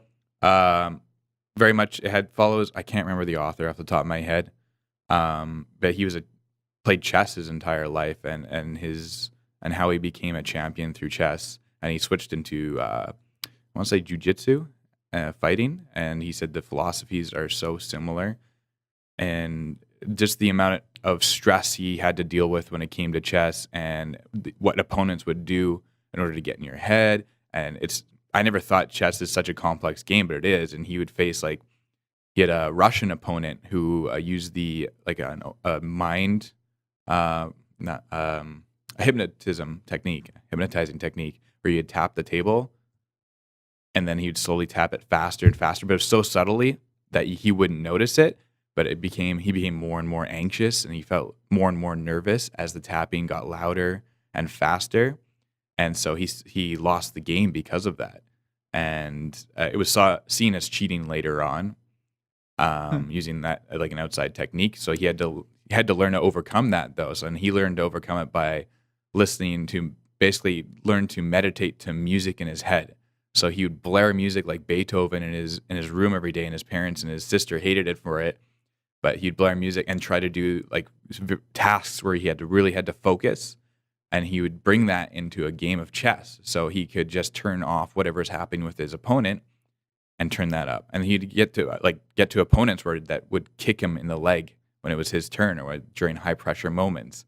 And he'd just turn on that music in his head and be super focused and into it. So much so that when he was in India and there was an earthquake, he didn't realize that there was an earthquake happening around him, and they had to pause the game, and he was just focused on his next move. That's an amazing thing of the power of the mind and what you can actually do. One of the things that I've started doing almost subconsciously is when I'm about to finish a workout, or if I'm pushing through a particularly difficult time, I literally envision a finish line and checkered flags and the finish symbol, and I can picture that. And it makes me push that much harder. And I just feel like that's the exact mindset that I want. And it's like when I need to dig deep, I just picture that finish line And so that's really what this training has done, is just it's created that competition with myself to be, I want to be better. And it's funny because I think with the yoga side of things, I really enjoy it, but they preach non-competition and just not worrying about it and let yourself be. But there's something to be said for striving to better yourself to a point even beyond you thought attainable. And so it's weird to play this balancing act of like, okay, don't worry about it, like live your life and the right things will happen, but you still have to work towards something if you want to accomplish it. So it's weird to have those differing viewpoints. I would say there's the monk-like life and the king life. And so the monk sees the world for what it is, and so can see everything, I would say, in depth. So seeing even how people interact and understanding the world and its subtleties. And then there's the king, and so a philosopher king is maybe the right balance of that. But then the king is able to rule and have power and basically build the world to his liking, whereas the monk accepts it for what it is and sees everything in depth. So I see those as the two differing viewpoints, but then there is some sort of middle ground where you can be a philosopher king, you can understand the world and how it works and want to build towards a better future, whatever that is for your people, but you still have to know how to use that power, and you still have to then use it. You can't be a monk and also be a king. It's you have to play the cards that you're dealt to make the most difference. That's a story that's been repeated time and time again. When you were talking about that, about the difference between king and monk, I immediately thought of Herman Hesse. That's a theme that cycles through his books, and specifically I was thinking about Narcissus and Goldman, which is said to be, it's really a autobiography of sorts. It's about his internal struggle of dealing with that side of life of being an ascetic and being a monk and only concerning yourself with prayer and God, and the other side of life where you indulge in the pleasures of life and the flesh and being powerful and making these connections with people. But that's really just a comment of Siddhartha, the Buddha. He had a choice. He could either have been a powerful warlord or a spiritual leader, and he chose the latter. Yeah, and he also could have stayed under the tree. So when when he attained the Enlightenment. Attained enlightenment under the tree. Nirvana. Yes. Band? Yep. You obtained him. But stayed there for an extra week just to something. I wish I remembered the exact story. I have read it before. Oh, yeah, he was there for a week. He wrote such hits as Come As You Are, Smells Like Teen Spirit. There's a lot of songwriting. So stayed in the bliss of the moment for 7 days or something, which, and then it was then making the difference in the world. So coming back and actually sharing that wisdom with other people was part of the revitalization or whatever it was. But that was, those philosophies though. And it's interesting because I haven't read Hess, right? Mm-hmm. I haven't read that, but it's interesting that you can come to those conclusions. Like you can see all these influences from even ancient times. And often I really enjoy history, and I feel like we don't value it as a source of information on our current world as much as we likely should. My favorite podcast, I really like Dan Carlin. He's been kind of off the radar lately, but then Daniele Bolelli is one of my favorites too. Was that one called History on Fire? History on Fire. Yeah. He's also got a Taoist podcast too, Drunken Taoist. Oh, I didn't know. Really? Yeah. But I haven't listened to that one, but his historical one, there's a lot of cool ones. That one of the recent ones was a female pirate who literally ruled the entire, it was this Black Flag crew of the Chinese. Cool. I think in the 17 or 1800s, but it's just really cool. So he focuses more on the individual stories within history, whereas Dan Carlin's very much historical periods as the whole. So it's nice to have that juxtaposition of people taking different approaches, but on similar things. But I definitely recommend them if anybody's interested in history. I definitely think it's important to read some history. I mean, I'm not great with it, and it's come up on our podcast a couple times, whereas Amitoj knows a lot more about that kind of stuff than I do. And we've had guests in the past, one in particular, Ian Hunts, who's been on our podcast twice. And there's been some conversations that I've just kind of been listening to Amitoj and Ian go back and forth over some stuff like that. It's like, man, gotta crack open some books. Like, there's a lot I need to learn here. Oh, it's too much. Well, yeah, not every, lot, and that's the yeah. thing. That's why you have friends. That's why different people have different realms of expertise. That's right. But yeah, sometimes you just feel like, oh man, maybe this is something I need to check out. Well, I did want to say when you guys were talking about the monk and the king, the way that I tie to that is always I've for a while now been trying to play this trick with my ego, where because there are a lot of Eastern philosophies that say you got to kill the ego, get rid of it. I don't believe that, and I've tried to use my ego as a tool. So using my ego as sometimes I have goals or impulses based on my egotistical impulses, essentially. But the work that it takes to get to that end goal can be really good for me. So say if I have an end goal of, there's something I want to achieve, and my ego says, oh, if you achieve that, you'll get the girl. Okay, so if I can keep that in mind and play my ego up so that it gives me the motivation to get this goal done, but be self-aware enough to know that just because I'm doing this doesn't mean I get the girl, nor do I deserve her. And I try and keep myself in that balance where I use my ego as motivation when I can without letting it go to my head too much, which can be a dangerous game to play. But I think that it's just why I disagree with the whole, you need to kill your ego, that kind of stuff, is that I think the ego is a really valuable tool, and it wouldn't be a part of human consciousness if it wasn't. I think it's what really helps a lot of people it's what drives a lot of people to success. And if we can be conscious of the fact that, the ego is not the end all be all of your being, there's much more to it. You've got your subconscious as well that, you need to shed some light on that every once in a while. But if you can use your ego as a tool, I think it can be very beneficial. It's not so much about killing your ego. I think it's more like a tame your ego kind of thing. If you can tame your ego and use it to your benefit, that's really important. And that's kind of the juxtaposition between the monk and the king, is you've got the monk who's wise enough to know to be present, to be have that perspective. And then you've got kind of the ego of the king that is willing to push forward and get things done. Like you said, finding that middle ground. And I just try and stay conscious of that. Is if I can use my ego to my advantage, I will. But Yeah. gotta be careful. I used to want to kill my ego, and then I realized that that's not fair. Because why am I killing, or why am I rejecting this part of my own being and my nature because it's brought me so much pain? Maybe I just wasn't using it. But can you kill your ego? I don't think you can. I think regardless. I think you can. Really? I think you can. I think you can meditate your way for the most part, where this identity that we desire to have and perpetuate so much, it kind of just melts away, and you don't desire to change things as much, and you're more focused on accepting your environment. That's not my position now, because I don't want to be a monk. I don't want to go to a monastery and spend my days fasting and meditating. I think that you should love your ego and build the best that you can, because it is a part of creation. It is a part of nature. So why not? If I'm going to participate in society, why not have the best ego that I can possibly have?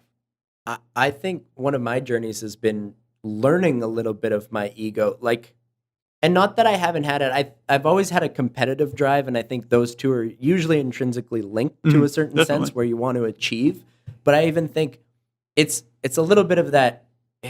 I would say I lack confidence at certain points, and so that's almost and it's because I didn't want to be seen in the light of I'm better than everybody else, and so it's hard to explain, but I just wasn't necessarily somebody who was confident enough in my abilities to stand up for myself when I needed to, and I'm starting to come to this realization of, okay, you can't always bend your own beliefs for somebody else's will. You have to be able to stand up for the things that you believe in, and if you're feeling a certain type of way, you have to say what's on your mind if that's honestly what you're thinking.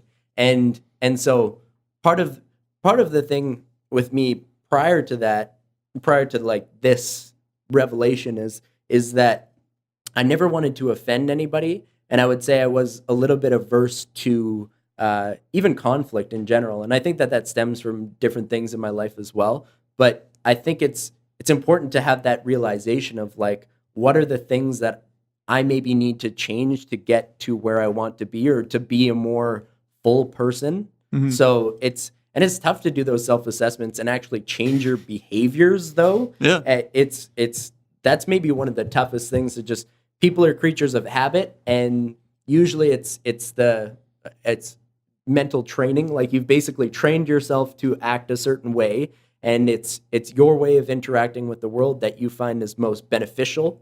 And then when you're able to see something that maybe is a lack or something that you should change, and then actually changing it is the hardest part. But it's incremental steps, right? Yeah, Like neurons, we said this yesterday on our podcast, but neurons that fire together, wire together. I think that's really important. That we were talking about that. Like, I repeat that to myself all the time. Just kind of remember that neurons that fire together, wire together. Like, you've got bad habits, they're ingrained in your brain. It's really tough to break them, but you can create new habits over time. It's just a matter of having the discipline to do it, and, recognize when you do and see the benefit in it, and remind yourself to do it again and again. We have to remember who, or I guess better yet, what we are. Our minds are not this abstraction that we just pull out of the air. They're physical structures in our brain. Yeah. You have to be forgiving and remember it's going to take time. You're going to fuck up, but keep going. That's like anything. Be persistent. Exactly. I train my clients fitness-wise, or body posture in terms of upper cross, lower cross syndrome, which is just like overarching of the back, or hips are turned out. And it comes to just, and I tell people, just throughout the day, just think about keeping your shoulders back and down. And like, you're not always going to remember it, but eventually, so am I.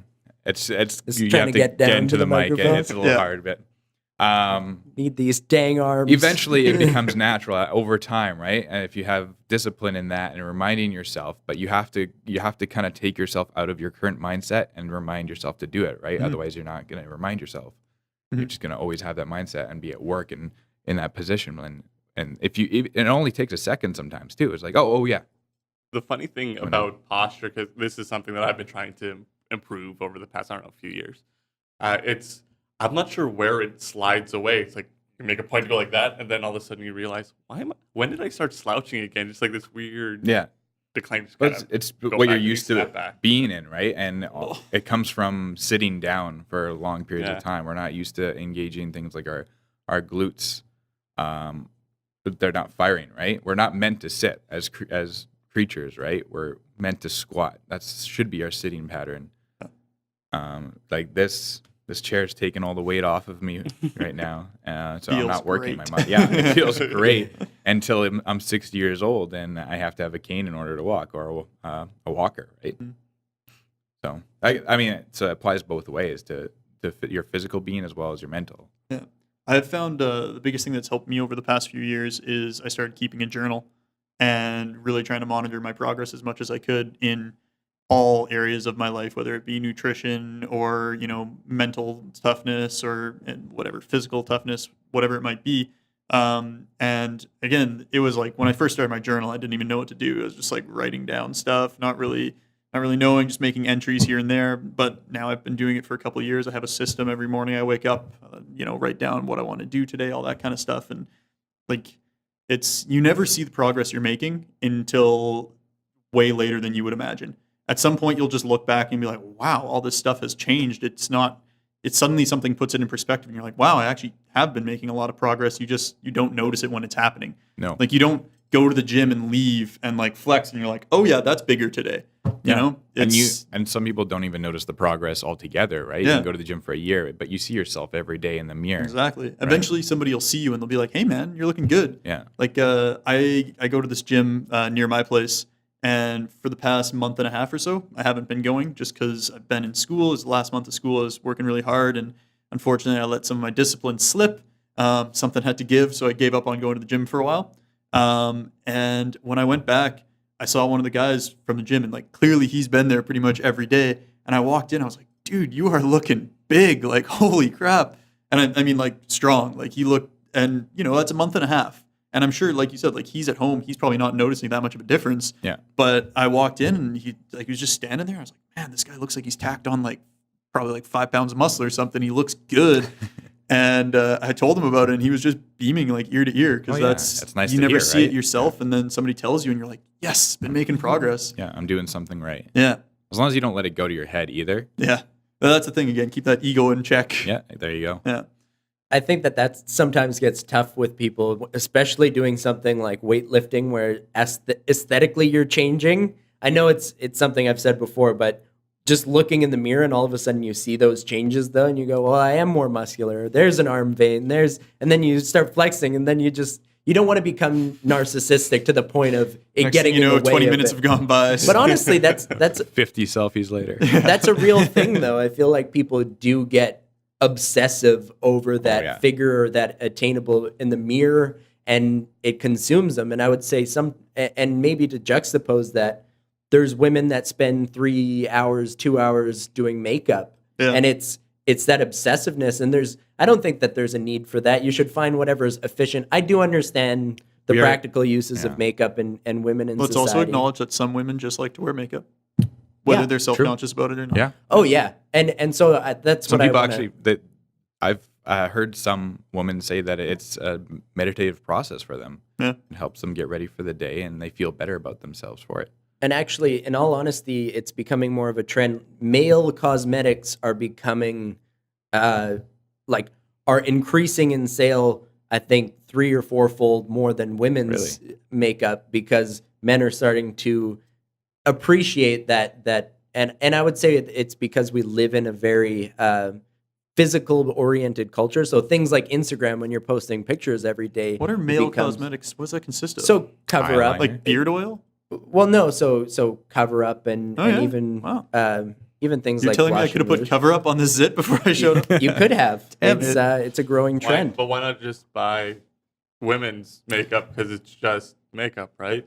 I don't know. Cover up, Let's- cover up. Yeah, I have no but idea. we gender everything, right? Yeah, we do. I don't want to buy Nearly. makeup in a pink little snappy case. I don't know if you have the answer to this or not, but what's the price comparison between male makeup and female makeup? Because things that are Good question. Yeah. the same product. That's probably the same. If it's yeah. pink, it's more expensive than if it's blue. Wow, I had no clue about that. Oh yeah, that's Yeah. like that for Yeah. across the board. Razors, whatever. Anyone can take a multivitamin for men, women too, but a woman's multivitamin will have less in it, but it'll cost more. Strange. That's interesting, but it's Motherfuckers, right? obviously Yeah. But it has to do a little Capitalism at bit its with finest. exactly. So it's they found that this will sell for this much at this color, and men are probably less focused on like even buying tangible goods. I believe so.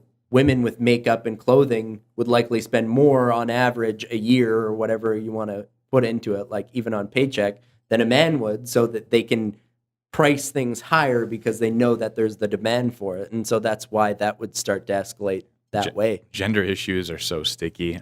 Yeah. I almost hate getting into it because it's just you're tiptoeing right on thin ice. And we're 4 white, or sorry, no. I just always assume, I spent so much time with the guy. Have a podcast. We're 4 My cis- name and is a racist, Amitoj. Dude, we're 4 cisgendered males. I'm just so used to saying white cisgendered male. We're 4 cisgendered males in the room, you know.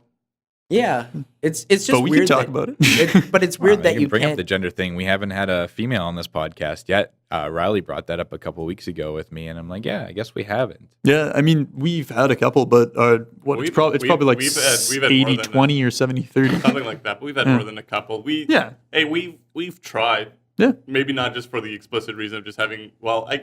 No, we've had a lot of guys on, and then we figured, all right, we should probably get some girls on here. But we That's- haven't just had women on because they're women. The women we've had on have all been interesting, exciting people.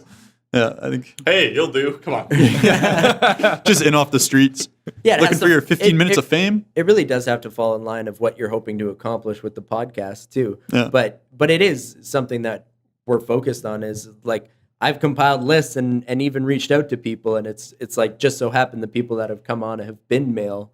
So, but that it will change, and it's not. it will. It's not like we're averse to it in any way, shape, or form. But it's just I think it's sometimes it's weird the factors that sexuality play in like even something like that where you're reaching out to somebody and you're like, I don't want to make this seem as like an advance towards like it's weird that has to be a thought in your head. Whereas if I'm reaching out to you, I like, understand. hey, bud. Yeah, it's What's like, up? hey bud, you want to come on the podcast? There's none of that.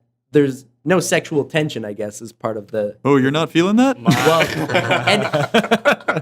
and obviously that might not be everybody's experience, Right. but that was mine, and especially because I've been we're playing friends. footsie here for 90 minutes, and My attitude with sexual tension, I've just realized, is my same attitude when it comes to smoking pot and being high in public. I used to think,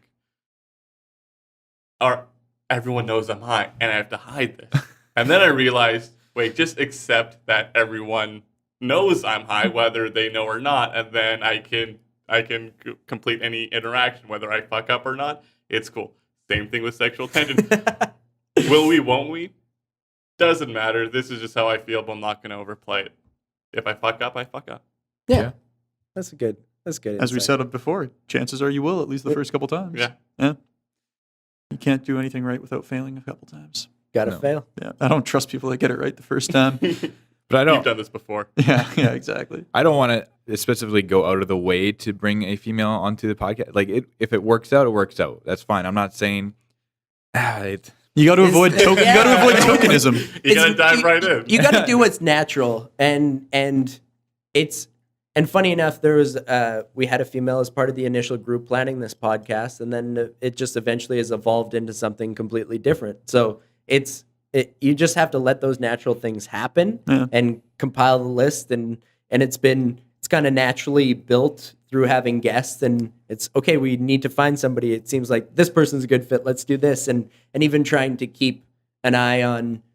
You want to have an array of guests so that you have a unique perspective on the world, and exactly because everybody's experiences are different, leads them different places, and you can learn from people's successes and failures in different venues. So that's been our focus with this, and so it's evolving out, and I feel like there's no end to where we will stop in finding guests, right? So it's just naturally going to be, there will be females on the podcast. It'll it's expand just over time. when those Yeah. natural things happen and when things fall into place. And we're in talks, but it's pretty certain that we'll have our first female guest in the next couple weeks. So it's Awesome. yeah. Just out of curiosity, what episode number are we? 8. 8. Nice. I wanted you to be on number 10 because I felt Infinity. like it would be the perfect, it feels Infinity more like Stones. Yeah, But exactly. I'm cool with 8. I like 8. you like 8? Yeah. Okay. Well, we'll The infinity symbol. It's beautiful. forever Forever. and ever. Mhm. Yeah, they can't take this moment away from us. And Exactly. it's posted on the internet. So as long as the Forever, internet ever, exists, forever, ever. as long as there's a place hosting it on the internet, which is probably less likely, until we go into 3D virtual reality marketplaces where that's where you get your content, then we're probably going to be obsolete. So maybe somebody will We'll have VR podcasts. VR podcast. Be part you of can the sit here- conversation. You'll be sitting in the audience around us, while Sitting we on the table, podcast. yeah. And we'll have 3D holograms See what I acting out see. exactly what we're talking about. Have you guys participated in any VR podcasts before? Because I've heard of it. I've never done it, but I've heard of it being done. Has it been done? I didn't know did. it was done. I think. Do you guys know Duncan Trussell? Yeah, Yeah. no surprise he did it. That's Yeah, awesome. that makes sense. Good for him. Duncan Trussell's hilarious. I'm not really. I mean, I've seen him on Joe Rogan, but he's an interesting character. Well, you He's- brought up I'm a big fan. spirituality before. Like that guy is heavily spiritual. His whole His basis. monologues, they're just off the hook. Like, every when that guy gets into it, just talking about like love and the universe, and we're all one giant being, man, and we're all just trying to express light throughout the universe and connect again. Like we're all broken up, and we just need to get back together. And one day we'll get to that point, and we'll all transcend together. Yeah, man. Yeah, and he very much talks that way, but it's hard not to like him. Like he just seems so genuinely loving and caring. And when Yeah. you listen to him, you kind of look past the whole like, okay, this is pretty hippy dippy, but he's Yeah. funny and he knows his stuff at least. I like the guy for sure, and he's turned me on to some other good content just through his podcast guests and stuff. So cool. big shout out to Duncan Trussell if you're listening. Come on down, be on Be the Change. Yeah, come down, Duncan. We'll have you. Sorry, be on Try Your Darndest. Promoting the wrong podcast here. We'll have a Ridiculous. TriCast, Duncan Trussell Family Hour. Be the change and try your darndest. It's a live Wow. show. Yeah. Pay per view. Only in VR. all these things work on a lot of different levels. I think we should just wear robes and go to Old Market Square and stand on soapboxes. Still a good idea. It's Yeah. still a great idea. Great. I think it needs to happen at least once. Try and do a live podcast that nobody's asked for in a public place, Yeah. and just see if we can get people to gravitate. That's how they towards used to it. do street theater, right? They just Yeah. set up shop. That's one of the coolest things I saw in Toronto was a live band playing on the street, and that actually happened. And it's funny when you hear somebody super talented and her voice was just probably jazzy R&B Okay, style. yeah. Her name's Sharmy. I Sharmy. follow her on Instagram because they all had their Instagram tags in front of them, which I thought was really clever. It's like you're gaining exposure, and even, I mean, they took basically donations, but you Yeah. are entertaining, so I don't even feel like you're basically paying for entertainment, which seems legit. But I ended up stopping because I was in Toronto to watch the Grey Cup, but I thought it was funny because my experience there was that there was such a music to the city, and I really didn't expect it. And it's, sometimes honking and the reverberations of a bunch of tall skyscrapers and buildings and just hearing things happening around you, the wind blowing through. And then all of a sudden I found that as a physical thing happening on the streets. And I went, this is just too crazy to be like, it's more than coincidence. It was pretty serendipitous. And then I gravitated towards it, listened to her for a song, and then 2, and then 6. And then all of a sudden I realized there's 20 people around just listening to these people play on. There's a saxophonist and a drummer. And it was just really entertaining, and a lot of like recent pop hits of the 90s and 2000s and Right on. R&B. And so it was such a cool experience because I was looking for that, found it, and then it was like, and talent out of this world too. So Yeah. it was, that was a really cool experience. It always blows my mind when I go to a big city. I mean, we went to Chicago last summer, and there's people playing in the subway. There's like a guy playing drums and a guy rapping over it, and I was like, holy crap, these guys are super talented, and they're playing in a subway. Or you go to a city like Austin, Texas, that's such a music city that you go to like a bar during happy hour. It's 4:00 in the afternoon. There's not a lot of people there, and the band on stage is better than any band you've seen headlining shows in Winnipeg. You're just like, holy crap! Like these two musicians, they're so talented because they live in a music city, right? They're really trying to make it, and this is their day job. It's like, oh my. Yeah, I've always wanted to check out South by Southwest down there. Yeah, I've never been for that. I've been for other festivals in Austin, but it's a really cool city. I don't know, South by Southwest, I'm sure would be pretty intense just because there's so many people in the streets. But Oh yeah, that's very crazy. cool city, Very and popular. super fun easy to get around in that city. $1 for transit, $2 for a 24-hour pass. What? Yeah, that was that. How much does it cost for like an hour and a half or 45-minute pass here? It's an hour and 15 minutes, and it's $3. Oh, there you go. Yeah. $3 now, eh? Yeah. Wow. That's $2.95, but who's fucking around with quarters and Yeah, nickels exactly. for that? Everybody's paying $3 and throwing that extra nickel in there. Smart. They need it. Word, very smart. Yeah, I'm happy to donate the 5 cents, but that's what I always say about Austin. The transit might have changed since I left. Transit could be $5 in Austin now, but when I was in there in 2014, it was $1 to ride the bus and $2 to get a 24-hour. It's essentially the same thing as a transfer, but it's good for 24 Make it hours. cheaper than driving. And more. Yeah. Who wouldn't do it then? Yeah, it was the thing. Like I was at a festival there, and I was staying in a hostel. It was like one day I went to the festival, got paid $2 for a 24-hour pass, and then I just had to make sure that the next day when I went to the festival grounds, I left just a little bit earlier, caught that bus one earlier than that, and 2 days in a row it cost me $2 to get to where I wanted to go. It's weird because the thoughts definitely crossed my mind that I think it would be fun to play.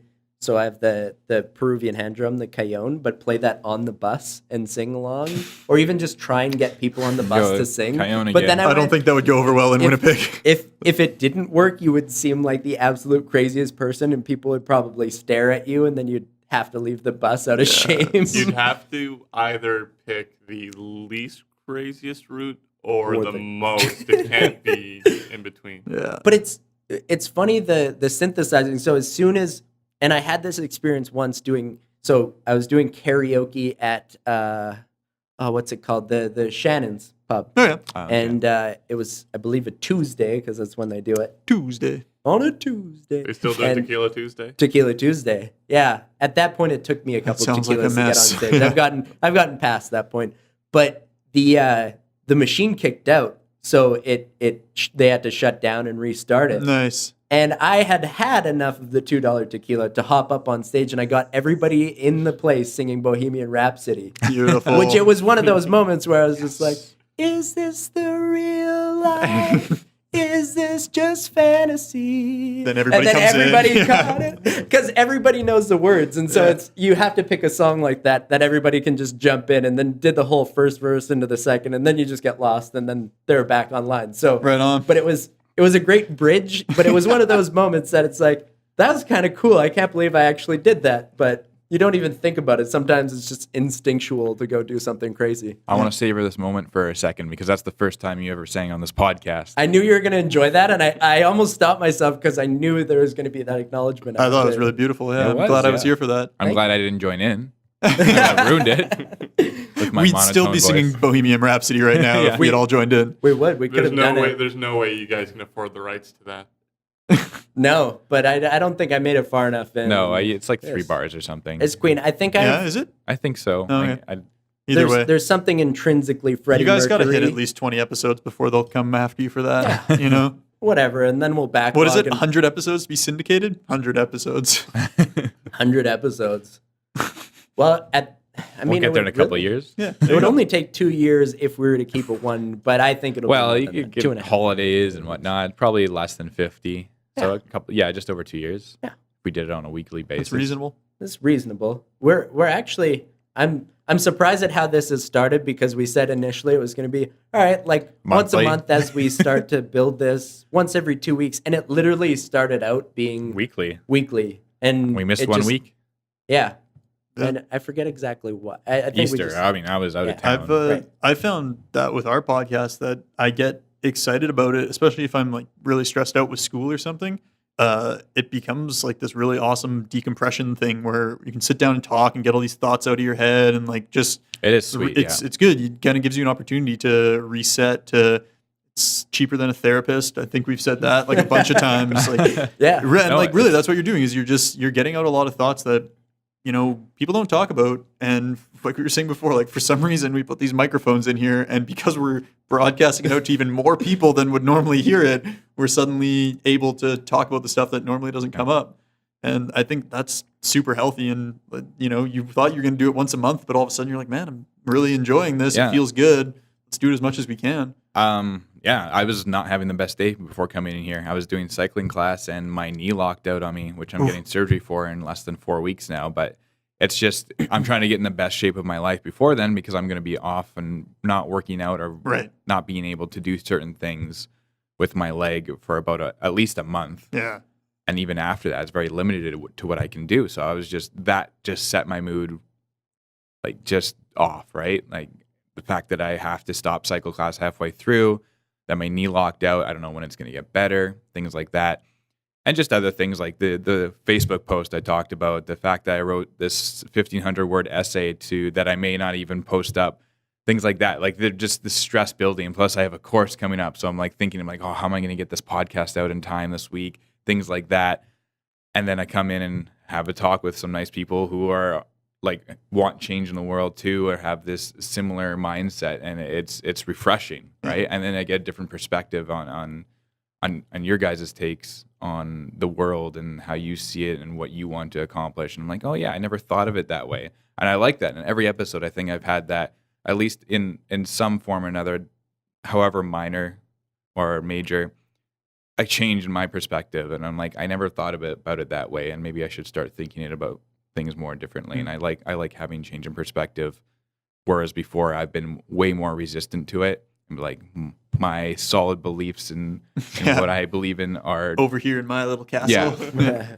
that are right and everyone else is wrong, right? Which is completely untrue many times. But it's encouraging, right? Yeah. Like you walk out of I always do at least walk out of a podcast and like I pretty much always feel a lot better and just ready to try something new and a little more open, I guess. Yeah. Such a good feeling. Through that initial process, it's that nervousness of, oh, I'm talking on a microphone and there's people going to be listening to this. And you feel the stress of it a little bit. And then you finish and you go, that went a little better than expected. And then it was having guests and being nervous about, well, I want to showcase this guest and make sure that they're able to express themselves and be honest and show what they're about and even promote what they're doing.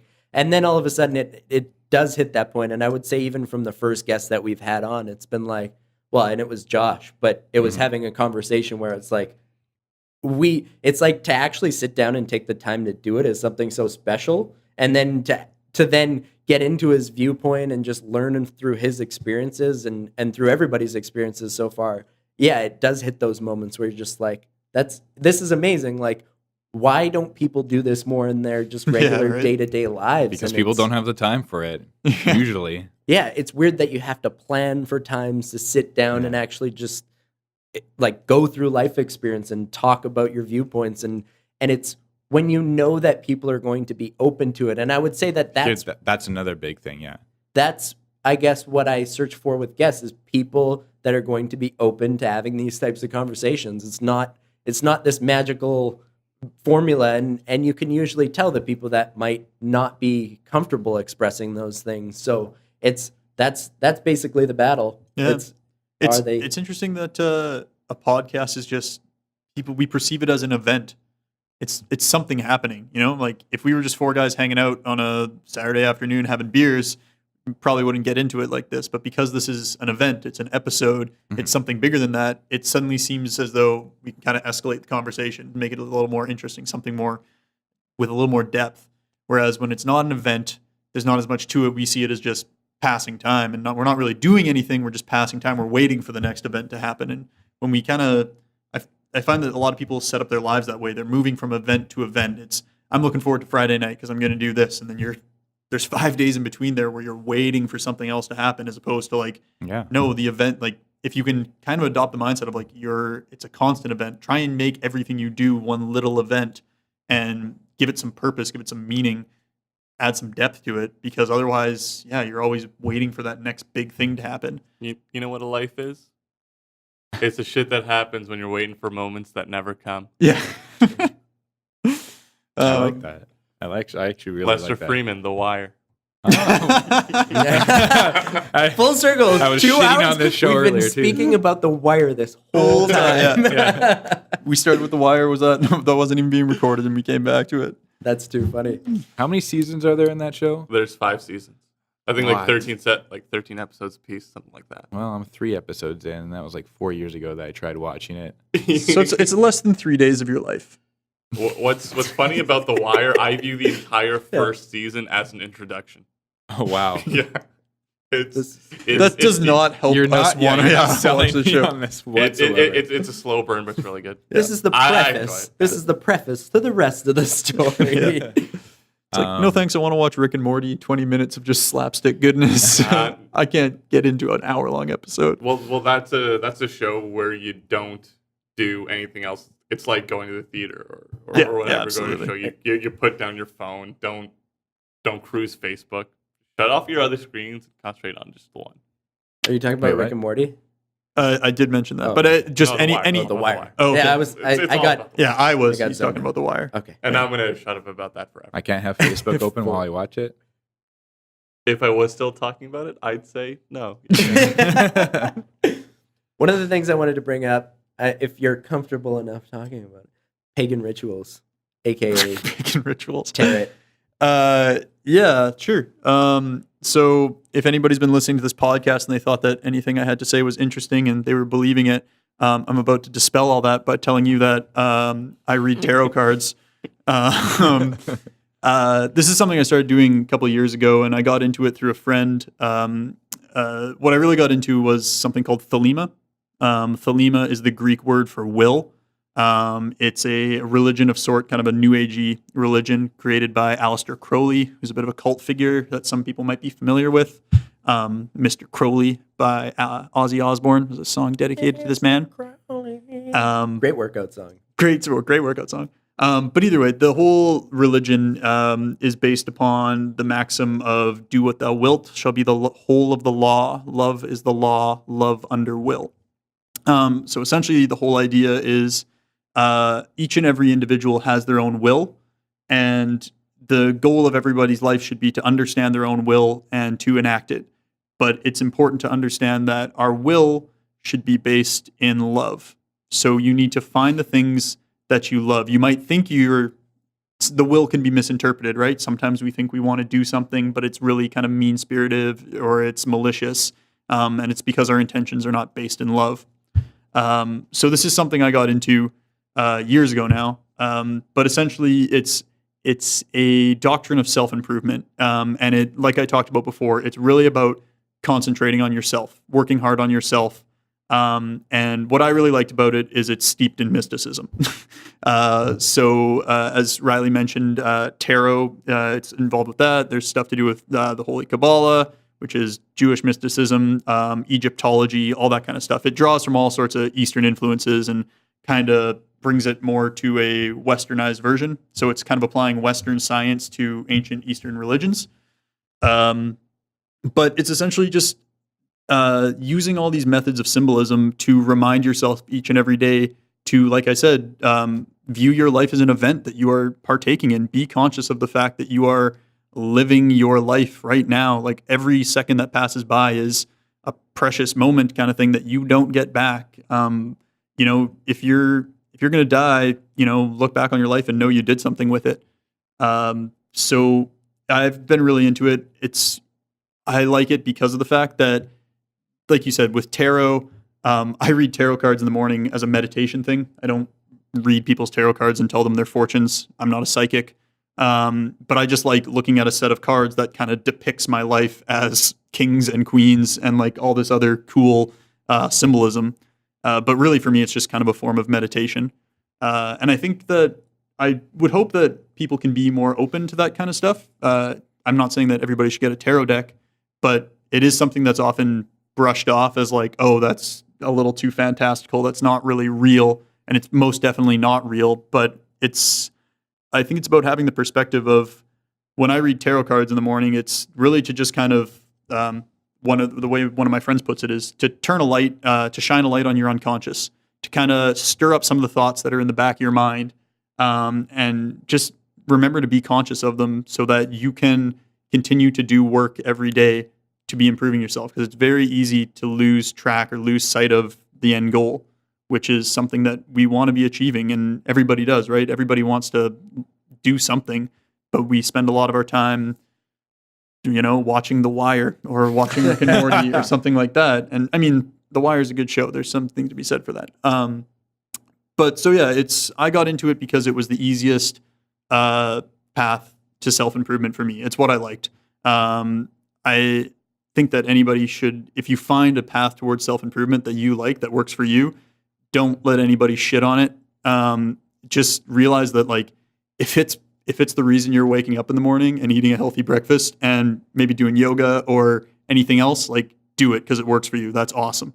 For me, it's reading tarot cards and reading about occult mysticism and stuff, because I think that stuff's so cool. I love the idea of rituals and, like, I was into Satanism for a while. I don't worship the devil, but LaVeyan Satanism, which is more of a do whatever you want, indulging in your carnal nature. But I've always just really liked that kind of occult stuff. But again, it's just a path towards self-development. It has nothing to do, like, all people who read tarot cards, they're not all the same people, right? It's like if you go into a gym, not everybody in a gym is the exact same type of person, right? And you get that from the outside. Like, as someone who's kind of all over the place, like, I've kind of got a foot in the arts world. I go to a lot of shows, and now I've got a foot in the, more active world. And it's like, you hear some people talking, and it's like they just judge people based on the type of cars they drive. Like, people who drive trucks are arrogant and they got tiny dicks and they're just making up for it with their trucks. Or like guys that go to the gym are like just focused on getting buff. And it's like, no, they're not, man. They've got goals and they want to improve. And this is the alley in which they do it. I just think that everybody's got their own method for self-improvement. And the only people that I really don't like are the people that don't have any method, that aren't making any effort to just get beyond where they're at now. And those people are easy to spot. They're apathetic, they're lazy. And I'm happy to encourage them, but I'm not it's not up to me to take on your bad trip. It's not up to me to bring you along with me. And that's, again, something I relates back to like Thelema and the occult stuff is just, it's very much you're the master of your own reality. Everybody's got their own little subjective universe, and the best thing you can do is train that subjective universe to be the best it can be. And hopefully it will bleed out into other people's lives and affect other people. But you got to start with yourself. So I do that by reading tarot cards in the morning. And it's been really beneficial for me. I know I've introduced Riley to it, and he really liked it because we have that same thing in common. Like we like fantasy, right? Like it's cool to think of your life in terms of like kings and queens and stuff like that. So Riley bought into it. He's part of my cult now. But Scientology version 2. Yeah, exactly, right? And it's good thing about Thelema is that you don't have to pay into it like Scientology. There's a lot of occult mystic religions out there that are, shams, and they're set up like that. Yeah. What I always liked about Thelema is it's not this specific way. The encouraging thing is to find your own way. And the only laws in Thelema, again, are do what thou wilt. Love is the law, love under will. So do your own will. Figure out what it is that you want to do, what you're good at, and then do it, but make sure you have love in your heart and follow that path. Don't impede on other people's wills. We'd all be a lot happier if we were all focusing on ourselves first and foremost to be the best people we can be. Because, if you're going to interact with the rest of the world, you want to be at your best. And if we're all going to be contributing members of society, you need good contributing members. And so if your contribution is constantly critiquing everybody else and never working on yourself, then you're not really helping at all. Mm-hmm. Because the biggest difference you can make is by changing yourself. And that's, I guess, my big belief system when it comes to spirituality. I do a lot of other stuff too, like just I do little like sun salutations in the morning. Again, that's just a little thing to kind of remind myself to be conscious, to be aware, to just get some perspective. Like, oh yeah, the sun's out there. I'm on this tiny little planet in the universe. Just little things like that. Constantly reminding ourselves of where you're at. Trying to remember that your life is important, but you only get one of them, and that your time here is limited. So make the most of it. I often fail and don't make the most of my time. But for me, it's just the system that works, and I encourage everybody to find a system that works for them, whether it be with tarot cards or whether it be, stay away from churches that make you give away half your paycheck. Mm-hmm. But if it's free and you can find it online or buy a couple books about it, get into it. Yeah. It's awesome. I think you should stay away from belief systems that encourage you to sleep in bunk beds. Why bunk beds? What? Well, they're efficient. You don't have to spend a lot of money. If you have individual beds in separate rooms, that's going to cost a lot of money. And what you want to do as a cult leader is you want to accumulate most of the wealth, and then you sell it like, oh, we're going to be all communal, and speaking from experience, and it's cool, man. So you just set up, I don't know, like a hall or a big room in a mansion that you bought, and you just have a bunch of bunk beds. Look out for bunk beds then. And only people who I had a bunk bed growing up. What does that mean? Was I in a cult growing up? Yeah, I didn't want to talk about it, but like I used to go over to your house a lot, and like. I don't think we had. Well, maybe in the early goings of the. Yeah, I was gonna say I don't really remember there being bunk beds at your house. No. Good old days. Yeah, just on that same note of talking about tarot. You were the one that introduced me to it, and it's been something super helpful in my own life, and it just helps. Like you said, it's a conversation with your unconscious, I believe was similar. Just gaining some perspective on your own life. And it's been helpful to, I find that there's two different kinds of meditations, and there's the relaxation meditation, which is something yogic, right? Mm-hmm. Where you're sitting down, you're becoming less so in tune with your own thoughts, but sometimes it's that focus on breath and just life and energy and just sometimes checking in with your body, but even sometimes just staying with your breath. And that can be very relaxing, which does have its purpose. But I find tarot's an active meditation where you're conscious, unconsciously, consciously, but you're having that conversation with yourself about what's going on in your life, what's prevalent, maybe maybe you're able to sort through some issues or some things that are going on, or even enjoy when you're having a great moment and basically see the why inside of that. And so that's why it's been super helpful. And I really do enjoy the symbolism. I'm really interested and passionate about Roman mythology, and so some of the symbols and just the figures and the things that come up, it's interesting to interpret those, and then the cards have meaning, and then you can bring that meaning into whatever venue or venture in your life that you're searching for. So it's been just something really helpful, and like you said, if you have an open mind, and I feel like I've definitely been that person before, and I know some of the conversations we've had where I've been closed-minded about things, and then maybe I'll spend a day with my own mind just going, that's so stupid, why would you ever? And then I find myself Googling about it, figuring out more about it, and then I go, oh, there's knowledge to be gained here, this makes so much sense, and then open to it. But I think tarot was one of those things that even initially I went, that seems interesting. So symbolism, and we read the cards and they have meanings, and then you can use those actively to sort out whatever you're going through or whatever your path is. And I know that that's something that comes up. And I even see Taoism. There's a card that keeps coming up that's Change? no. So Okay. is it Queen of Be Discs? Where it's looking, She's looking back at the desert. path. Yeah. Yeah, but you see the road, and it almost seems It's like a river, actually. But yeah. It's a river? Yeah, it's a river. I should have known that. Anyways, Sorry. but it does, that actually makes so much more sense too in a meditative sense. But no, so just looking at the path, and I even see Taoism in that, is just looking at the path of life, and sometimes on reflection, sometimes on looking to the future, sometimes where you're at right now in that carriage or whatever that conscious moment. And so I feel like I hit that point, and even so that's what I meant today, a little bit of hitting that point of looking back and reflecting on, okay, I've been set upon this journey for some reason, and it's led me to this awesome direction where I'm doing a half marathon when that wasn't even my goal to begin with. But now it was earlier this week. I went, well, I can do that. Yeah, and it's why a not feat, do it? and I've never done it before. Why wouldn't I do it? And so it's exciting, and I'm thinking of all that. How fast do I want to go? I need to build a playlist. What am I going to wear? How cold is it? But I'm excited about it, and I'm excited about life, and the fact that my path has led me to here is an amazing thing, and the fact that I can be in tune with that in some sense, and through tarot, that's helped me do that in another way, and it's an awe-inspiring moment. I think it's good to have different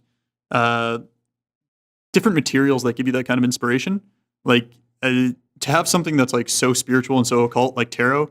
But then for me, like I was going to school for a technology course that's like very much science-based, very much reality, and having the two juxtaposition of those things, like being very clear and very specific in a scientific course was important for me. And then, kind of having the polar opposite of that, like using this spiritual mystic system to give myself the perspective to understand and involve myself in a scientific pursuit. It's, I think there's hand in hand, but it's balanced. Exactly. As well, like I think there's too much disconnect.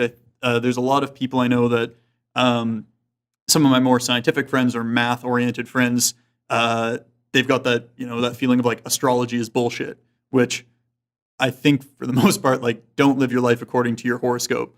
I would not recommend it. General words made for the general statistic. Yeah, exactly. Like it's not. I think if you're going to use, I think mystic systems are a very personal thing. It's not something you should have somebody else interpret for you. You should learn about it yourself. But to me, it's kind of like all that stuff came from the fact that we have constellations. Like people used to look up at the stars, and it's how we oriented ourselves in a space that was unknown. We didn't know anything about it. It was just this wide open stars in the sky. So we started saying, okay, well, that one kind of looks like a bull. So, Taurus, and like all that kind of behavior, looking up towards the stars, wanting to know more about it, discovering, that's what eventually led to where we are now with NASA and SpaceX putting satellites in space. I really think there's a connection there. And I'm not saying that the scientists at NASA are checking their horoscope every morning or reading their tarot cards. Who knows? Yeah, exactly. You don't know. But I think it's a little too dismissive to say, like, oh, I don't care about that stuff at all. Like that's totally irrelevant. It might be to you, and you don't need to use it in your life, but don't dismiss that it might work for somebody else, because everybody, like I said already, everybody interprets things differently, and it's about finding systems that work for you. And if you like weird, out there kind of stuff, then find something that works with that path that is going to be motivating for you. Because I found it for me, and it didn't just affect me. Like, it's not just like, oh, well, now I know more about the stars. It's like, well, no, it helped me in a lot of different endeavors in terms of, improving my nutrition, being more physically fit, all that kind of stuff. It took a really long time, but it's all these little things that add up. Like, things like I started taking cold showers. That made such a huge difference in my life. It doesn't seem like it should, but these little areas of, just experiencing something new or experiencing a discomfort can really set you up mentally to tackle different obstacles and hurdles. Maybe that's why 7% of the most elite scientists in the world still believe in a God. Yeah. I mean, to know what they know and still believe in a God, that says something. Well, there's something about mathematics and science that you start recognizing these patterns that just seem so amazing and beautiful. It's like, how could this be by coincidence? How could this not be by design? Yeah. Because there's certain things that just come up, and wow, some things fit a little too perfectly. And it is interesting, though. I always thought that was really cool that I don't believe in a God. I try to stay away from belief in general. Absolute beliefs kind of lead to dogmatic thinking, and then you stop thinking critically. But it's really interesting that scientists out there who know a lot more than you do about what makes the world work are still willing to believe that some guy or woman or, Thing. sexual whatever being, thing in the air, in the ground, whatever Spaghetti it is. monster. Yeah. Spaghetti monster Doohickey. put this all together. Doohickey, that's the word for it. Doohickey. Yeah, some doohickey put this all together. It's pretty incredible. So, Amitoj, you said that you take meaning through philosophy. That's how I interpret the world. Yeah, for the most part. So, and I know you're heavily ingrained in literature, so I just wanted to know, I know you talked a little bit about Marcus Aurelius, but maybe the writer that speaks to your viewpoint or how you see the world through a philosophical lens as you do. I think Albert Camus has been a big influence in my life. When I was at a dark place in my life, when I was about 21, 22, a friend recommended one of his essays to me, The Myth of Sisyphus. And the argument in the essay, or a point that it brings up, is there's only one question that philosophy has to answer, is whether or not you should kill yourself. And this entire essay, he outlines his absurdist philosophy, or what it means to be alive and what it means to be absurd in this life. And what he posits is we're in an impossible position. We desire to know, but due to us being who we are, we can't ever know anything absolutely. So in that space, that tension, that's where the absurd is created. The desire to know while recognizing the impossibility of truly knowing anything. And in this sense that he reasoned that you should live, because it's not about knowing something, it's about being true, it's about being authentic and all these other existentialist ideas. So that's what's really important. It's not about the end, it's about the means and how you live your life. Yeah. And I think that's been the guiding influence for me. I've drawn upon Stoicism a little bit. I wouldn't say that a lot of inspiration. I'm not a Stoic, far from. And also the mystic Sufism for what Stoicism can't give me and what I really desire, because that's really about having heart and indulging in things like music and dance and these kinds of things that Stoics usually turn up their nose at, like, oh, ridiculous. The body. I find that in my own life that there's a playlist for everything. Like, there's music for anything you're going through. And sometimes it's like you should be fully ingrained in whatever you're doing. But I just love that feeling of music seems like the one thing that mankind has successfully done. Like, we have, and it's like, but and we can talk about how pop music, there's nothing genuine about it, and it's all Whoa.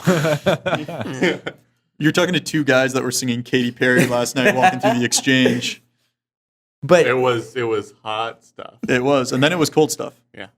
yeah, it's basically when you get too many heads in the same room and you just come out with this one like perfect example of life and whatever. Right. You almost want to learn from somebody's true and honest, genuine experience, and that's the music that affects you. Like the song Hallelujah, I think it's the world's most beautiful song that I've ever listened to, because every time I listen to it, I have that awe-inspiring Man, I get feeling. shivers just thinking about, like, you said that and I started singing in my head and like goosebumps.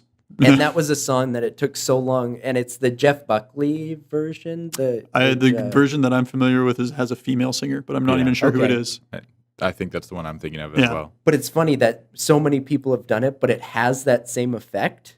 And yet you have those moments with other musicians or seeing music live or even on The Voice. Yeah. You have people singing covers of other people's songs, and you still have that moment of blissful awareness of your existence and beauty in the world. Yeah. And so that's the success of music, where it can speak to your soul in almost any moment, because people, it's like, I truly believe that there's a song about everything and almost definitely. for everything that you're doing and everything you're going through. So the fact that it's almost entire human experience has been captured in this one, and I believe literature is the same, but music it could be a 3-minute song or a 5-minute song or a 7, but it can contain all the feelings of one thing that you're going through, and it can speak to you in that moment.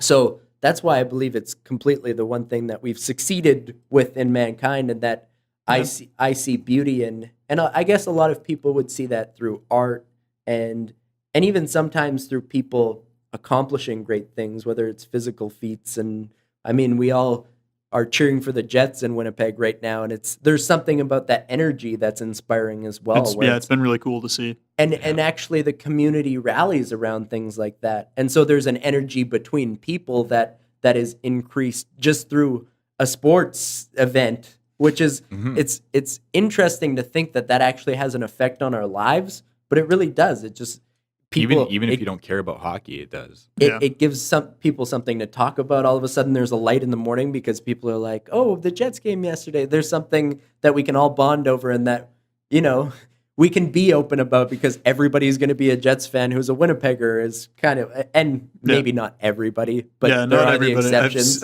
I've met the Talk to those that are not super happy about it, but but it's cool that it can have that effect, and that it can change people's lives for the better just through cheering for a team. But then there is the opposite. There's a mob mentality, and you have soccer hooliganism and people fighting in the stands. And I'm sure hockey, even from a young age playing hockey, there's the parents that yell, and then another parent gets angry at them for yelling at whatever kid for doing whatever. So it's funny. I've seen parents get kicked out of hockey games before, and so there is the counterculture to the beauty and But like our culture in general, as Canadians, is just like hockey such a big part of it. Like you look at what happened with the Humboldt Broncos crash. Yeah. Like, horrible things happen all the time. And I'm not trying to downplay how horrible that bus crash was, but the outreach after that tragedy happened was huge. It was crazy. And, like a lot of that has to do with the fact that we all just, like, as Canadians, we kind of just relate to like hockey and hockey players and teamwork and stuff like that. Like it brings out, in most Canadians, not everybody. And it was interesting to see how, like, that tragedy especially was, I mean, they raised like what? It was close to $15 million or something. I'm sure it's there Probably now. We well were over saying that 12 now. or 13 last when I'm we sure it's spoke tapering about off at this point, but it was still going up. Yeah. It's pretty incredible. But yeah, something about hockey, because I mean, I see the stuff that's happening with the Jets, and like I said, I'm happy to see it, and it's bringing more people to downtown Winnipeg. I think it's awesome for the city, but I just always hope, like, I hope people see this and think to themselves, like, okay, we can do this. Like, maybe are there other things we can rally around? Like just the fact that we're all human. Like, could we get along at this level on anything else? I look at that and I hear your words, and I think it's great that it's happening around hockey. Yeah. how can we get people excited about public transit in the city? Yeah, exactly. Like, could we get 20,000 people downtown for public transit? Well, they've done that a little bit with the bombers. Is they've made more accessible transit routes through the Yeah. center of the city. I know that there's a lot of mixed You got rapid feelings. transit expanding. I have some feelings about all that. I think it's Right by cool my to house. have rapid transit, but if you're going to have rapid transit to one place, you should be expanding it to all four corners of the city. That's the plan anyway. It's also costing way more than they thought it would. Yeah. What infrastructure project doesn't, right? It's anything with politics, right? Don't believe anything. you hear Yeah, the until it initial happens. estimates, yeah. It's like, well, that's a plan. First, like, from a major institution downtown, it makes sense. But no transit-oriented development. They always say that we'll have these stations here because it's cheaper to build them along the CN line, and then we'll zone and develop for it later. This being Winnipeg, no one cares. It's like, no, it's just gonna be single detached housing, and Yeah. It's kind of funny that I Winnipeg's just got so frustrated I stopped talking. Winnipeg's been messing up on how they zone since the conception of Winnipeg. I was reading a book on the history of Winnipeg, and essentially they were just talking about how when people first started coming here, there was such a large influx of people coming to Winnipeg that they weren't really zoning at all. They were just selling off land. Just being like, you can go build there next. Like, you go build there next. Oh, we used to be the biggest city in the West. Yeah, exactly. And we were supposed to, or, projected to be one of the biggest cities in North America. And so at the time when people were first coming here, they were just kind of giving away land left and right. And, it's still an issue we have today. Not just that, but rivers kind of mess things up, these big windy rivers, and then the train tracks too. We have bizarre. no natural barriers aside from those rivers being built out and out. Now swallow whatever municipality gets in our way. It's bizarre. Winnipeg's got an issue with that. So move downtown, folks. Move to the inner city. Well, that's one of the interesting things I learned through school, and there were only a few, honestly. But 2 or 3. well, I always saw, and I had this conversation a little bit yesterday, where I saw education, in a sense, a means to an end. I wanted the piece of paper that says I was qualified to do something, and then I knew all 90% of the learning was actually going to be doing whatever it was that I would be qualified doing. So I had that mindset, whereas some people go, I'm going to get A+ and a 4.2 GPA, and then I'm going to go dominate the world in whatever industry. And I had the mindset of, I'm going to do well in school, but I wasn't the overachiever. I didn't need a 4.0. I was like, I want the piece of paper, and then I'm going to go do whatever it is and learn from doing. Yeah. But one of the things, so the thing that I learned was that sports teams and arenas can actually lead to the revitalization of a city. So like you say, people are going downtown, but even there's more office buildings, there's more restaurants, and then all of a sudden people move downtown, and it's that building from within, and all of a sudden there's a cool culture of things going on downtown, and it can lift the city back up. Because our downtown for a long time, especially when the Jets were gone, Moose games were cool, and there were certain things around that, but as soon as it was announced that the Jets were coming back, it was like restaurants, the old hotel, there's all these things happening, and people seem passionate about Winnipeg more. And even the Human Rights Museum, in a certain sense, being close by to downtown has... Well, even the Goldeyes Stadium led to the revitalization of waterfront there. That whole area is super nice now. It used to be really run down. Mm-hmm. Yeah. I guess that was a long time ago now. And I barely remember that. Yeah, but it's funny how sports teams kind of bring that back, because I hear people complain about the Jets a lot, like they're not super happy about it. And I mean, I don't know enough about it, and it is kind of crazy. I find sometimes that like our tax dollars, we give so many tax breaks to companies like True North, but it's true. Like, I was watching something on CBC the other day, and they were saying there's been $3 billion worth of development in downtown Winnipeg since the Jets returned. And I'm guessing those numbers are padded. But for sure. Still, like, that's a lot of money going into downtown. And it's true, like, there's more places to go and eat downtown. I mean, there's actually businesses opening up on Portage Avenue again. Like, nothing used to open on Portage. And if it did, it didn't stick around for very long at all. But yeah, you've got the Alt Hotel with like Brown's Social House downstairs. You've got the Tipsy Cow. Like, there's more opportunity now that the Jets are back to actually go downtown and have a drink and a beer or a drink and a beer. Like, Yes, you know, please. a drink and things. something to eat. And that used to not be an option. You used to have to go to more like a hip district like Corden or Osborne or, you know, even a little bit further into the exchange. But Represent. I'm Soon- very excited soon to see. be more central. I got to find out a place first. But I mean, I was even super happy to see when the Pint opened up downtown. Oh yeah. Because like I'm not a big fan of big franchises and stuff like that, and the Pint isn't really my speed. It's not where I want to go for a drink. But if it's going to bring people downtown and people are going to feel more comfortable eating Sure. there, then that's awesome. Because that's the main thing is Winnipeg's got this terrible problem with people fear mongering about downtown Winnipeg. You know, it's like don't go downtown at night. You know, you're going to get stabbed and get robbed. And sure, there's a possibility of that, I guess. But the biggest Possibility of that in any city, really. Yeah, and I think the biggest problem with Winnipeg and the reason that's such a big possibility is because it's a ghost town. Yeah. Like you could get robbed and there's no one around for like 2 blocks to see or hear you cry. So if there's more people, eyes and ears on the street, then it automatically becomes safer. So I'm really glad that there are more businesses opening up because of the Jets returning. Because you could make any, you know, argument you want, but it's because of the Jets returning. It's bringing that money from the suburbs and things like that, and people downtown that are opening up these businesses. That's true. Yeah. I mean, I mean, who knows what Winnipeg's going to turn into in the next 20 years. Yeah. But We hope it gets better. thriving metropolis. as we extend well over the 2.5-hour mark here, I Felt guess like we'll start- nothing. I know, right? Yeah. No, we were at 2 hours in no time. I'm like, wow, we barely covered anything. I knew this was. Happens. Oh yeah. See- Should we have gotten to a few more points? So we'll be back next week as well. Part Honestly, there will be a part 2 of There this. has to be. Yeah. Right on. And it's funny because I always let Jayse know, like Jayse had this is the first time he's met the two of you, but I knew how this conversation would going, and I was like, Yeah, Riley gives me the screw- look. He's like, I know. I actually gave him the look about 20 minutes ago where I'm like, I know we're over. He's giving me the look that's saying we're going way beyond the time.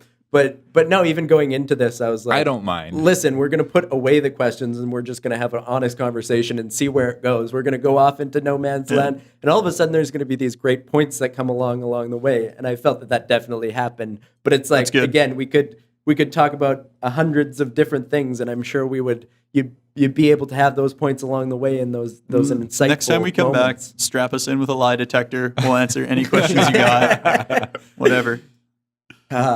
Yeah. Well, where can we find you guys?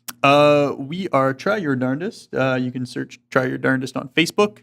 We have a Facebook page. That's where we like to accumulate all our likes, and that's what we update most often. You can also search Try Your Darndest on iTunes or Try Your Darndest on SoundCloud. That's where we do most of our streaming. So you can get our episodes on SoundCloud or through iTunes. You can find Fraser, usually in the Exchange District area where I live. And where can I find you? Well, I'm just here and there. Just show up. Yes. And we are Be The Change. So you can follow us on Instagram or Facebook at Be The Change YPS. We do have a discussion group coming up this month, now that it's May. We just passed May the 4th. I got to wish our friend Gabe a happy birthday. I'm going to do it on air. Happy belated birthday, Happy Gabe. belated birthday, Gabe. May the 4th. Sorry I didn't call yesterday. Yeah, May the 4th be with you. Yeah, I should probably call you and do this in person. I have 4 friends with May the 4th birthdays, and I called the first one, and they didn't pick up, and I was like, I'm over this. that was it. Be the Can you- Their change. fault. Yeah. Can you send it through the Star Wars Force? Happy exactly. birthday. Just throw it out into the world, and then that's where they get it. Yes. So discussion group this month, set up for volunteering next week. What else? Oh, before I forget, I mean, it's the most important thing. It's become tradition on the podcast. Oh, lovely. You can send in any comments. Get so excited. Look at it. I know. Any comments, anything you have for the show to be.the.change.yps@gmail.com. I love to throw in the dots. I don't know why. Hey, man, they thought feel it was good. because initially it was this whole thing with Points of Jayse and I. exclamation. Yeah, Oh, I exactly. like that. Pauses, but beautiful pauses. That's where life happens, in those dots, right. those moments.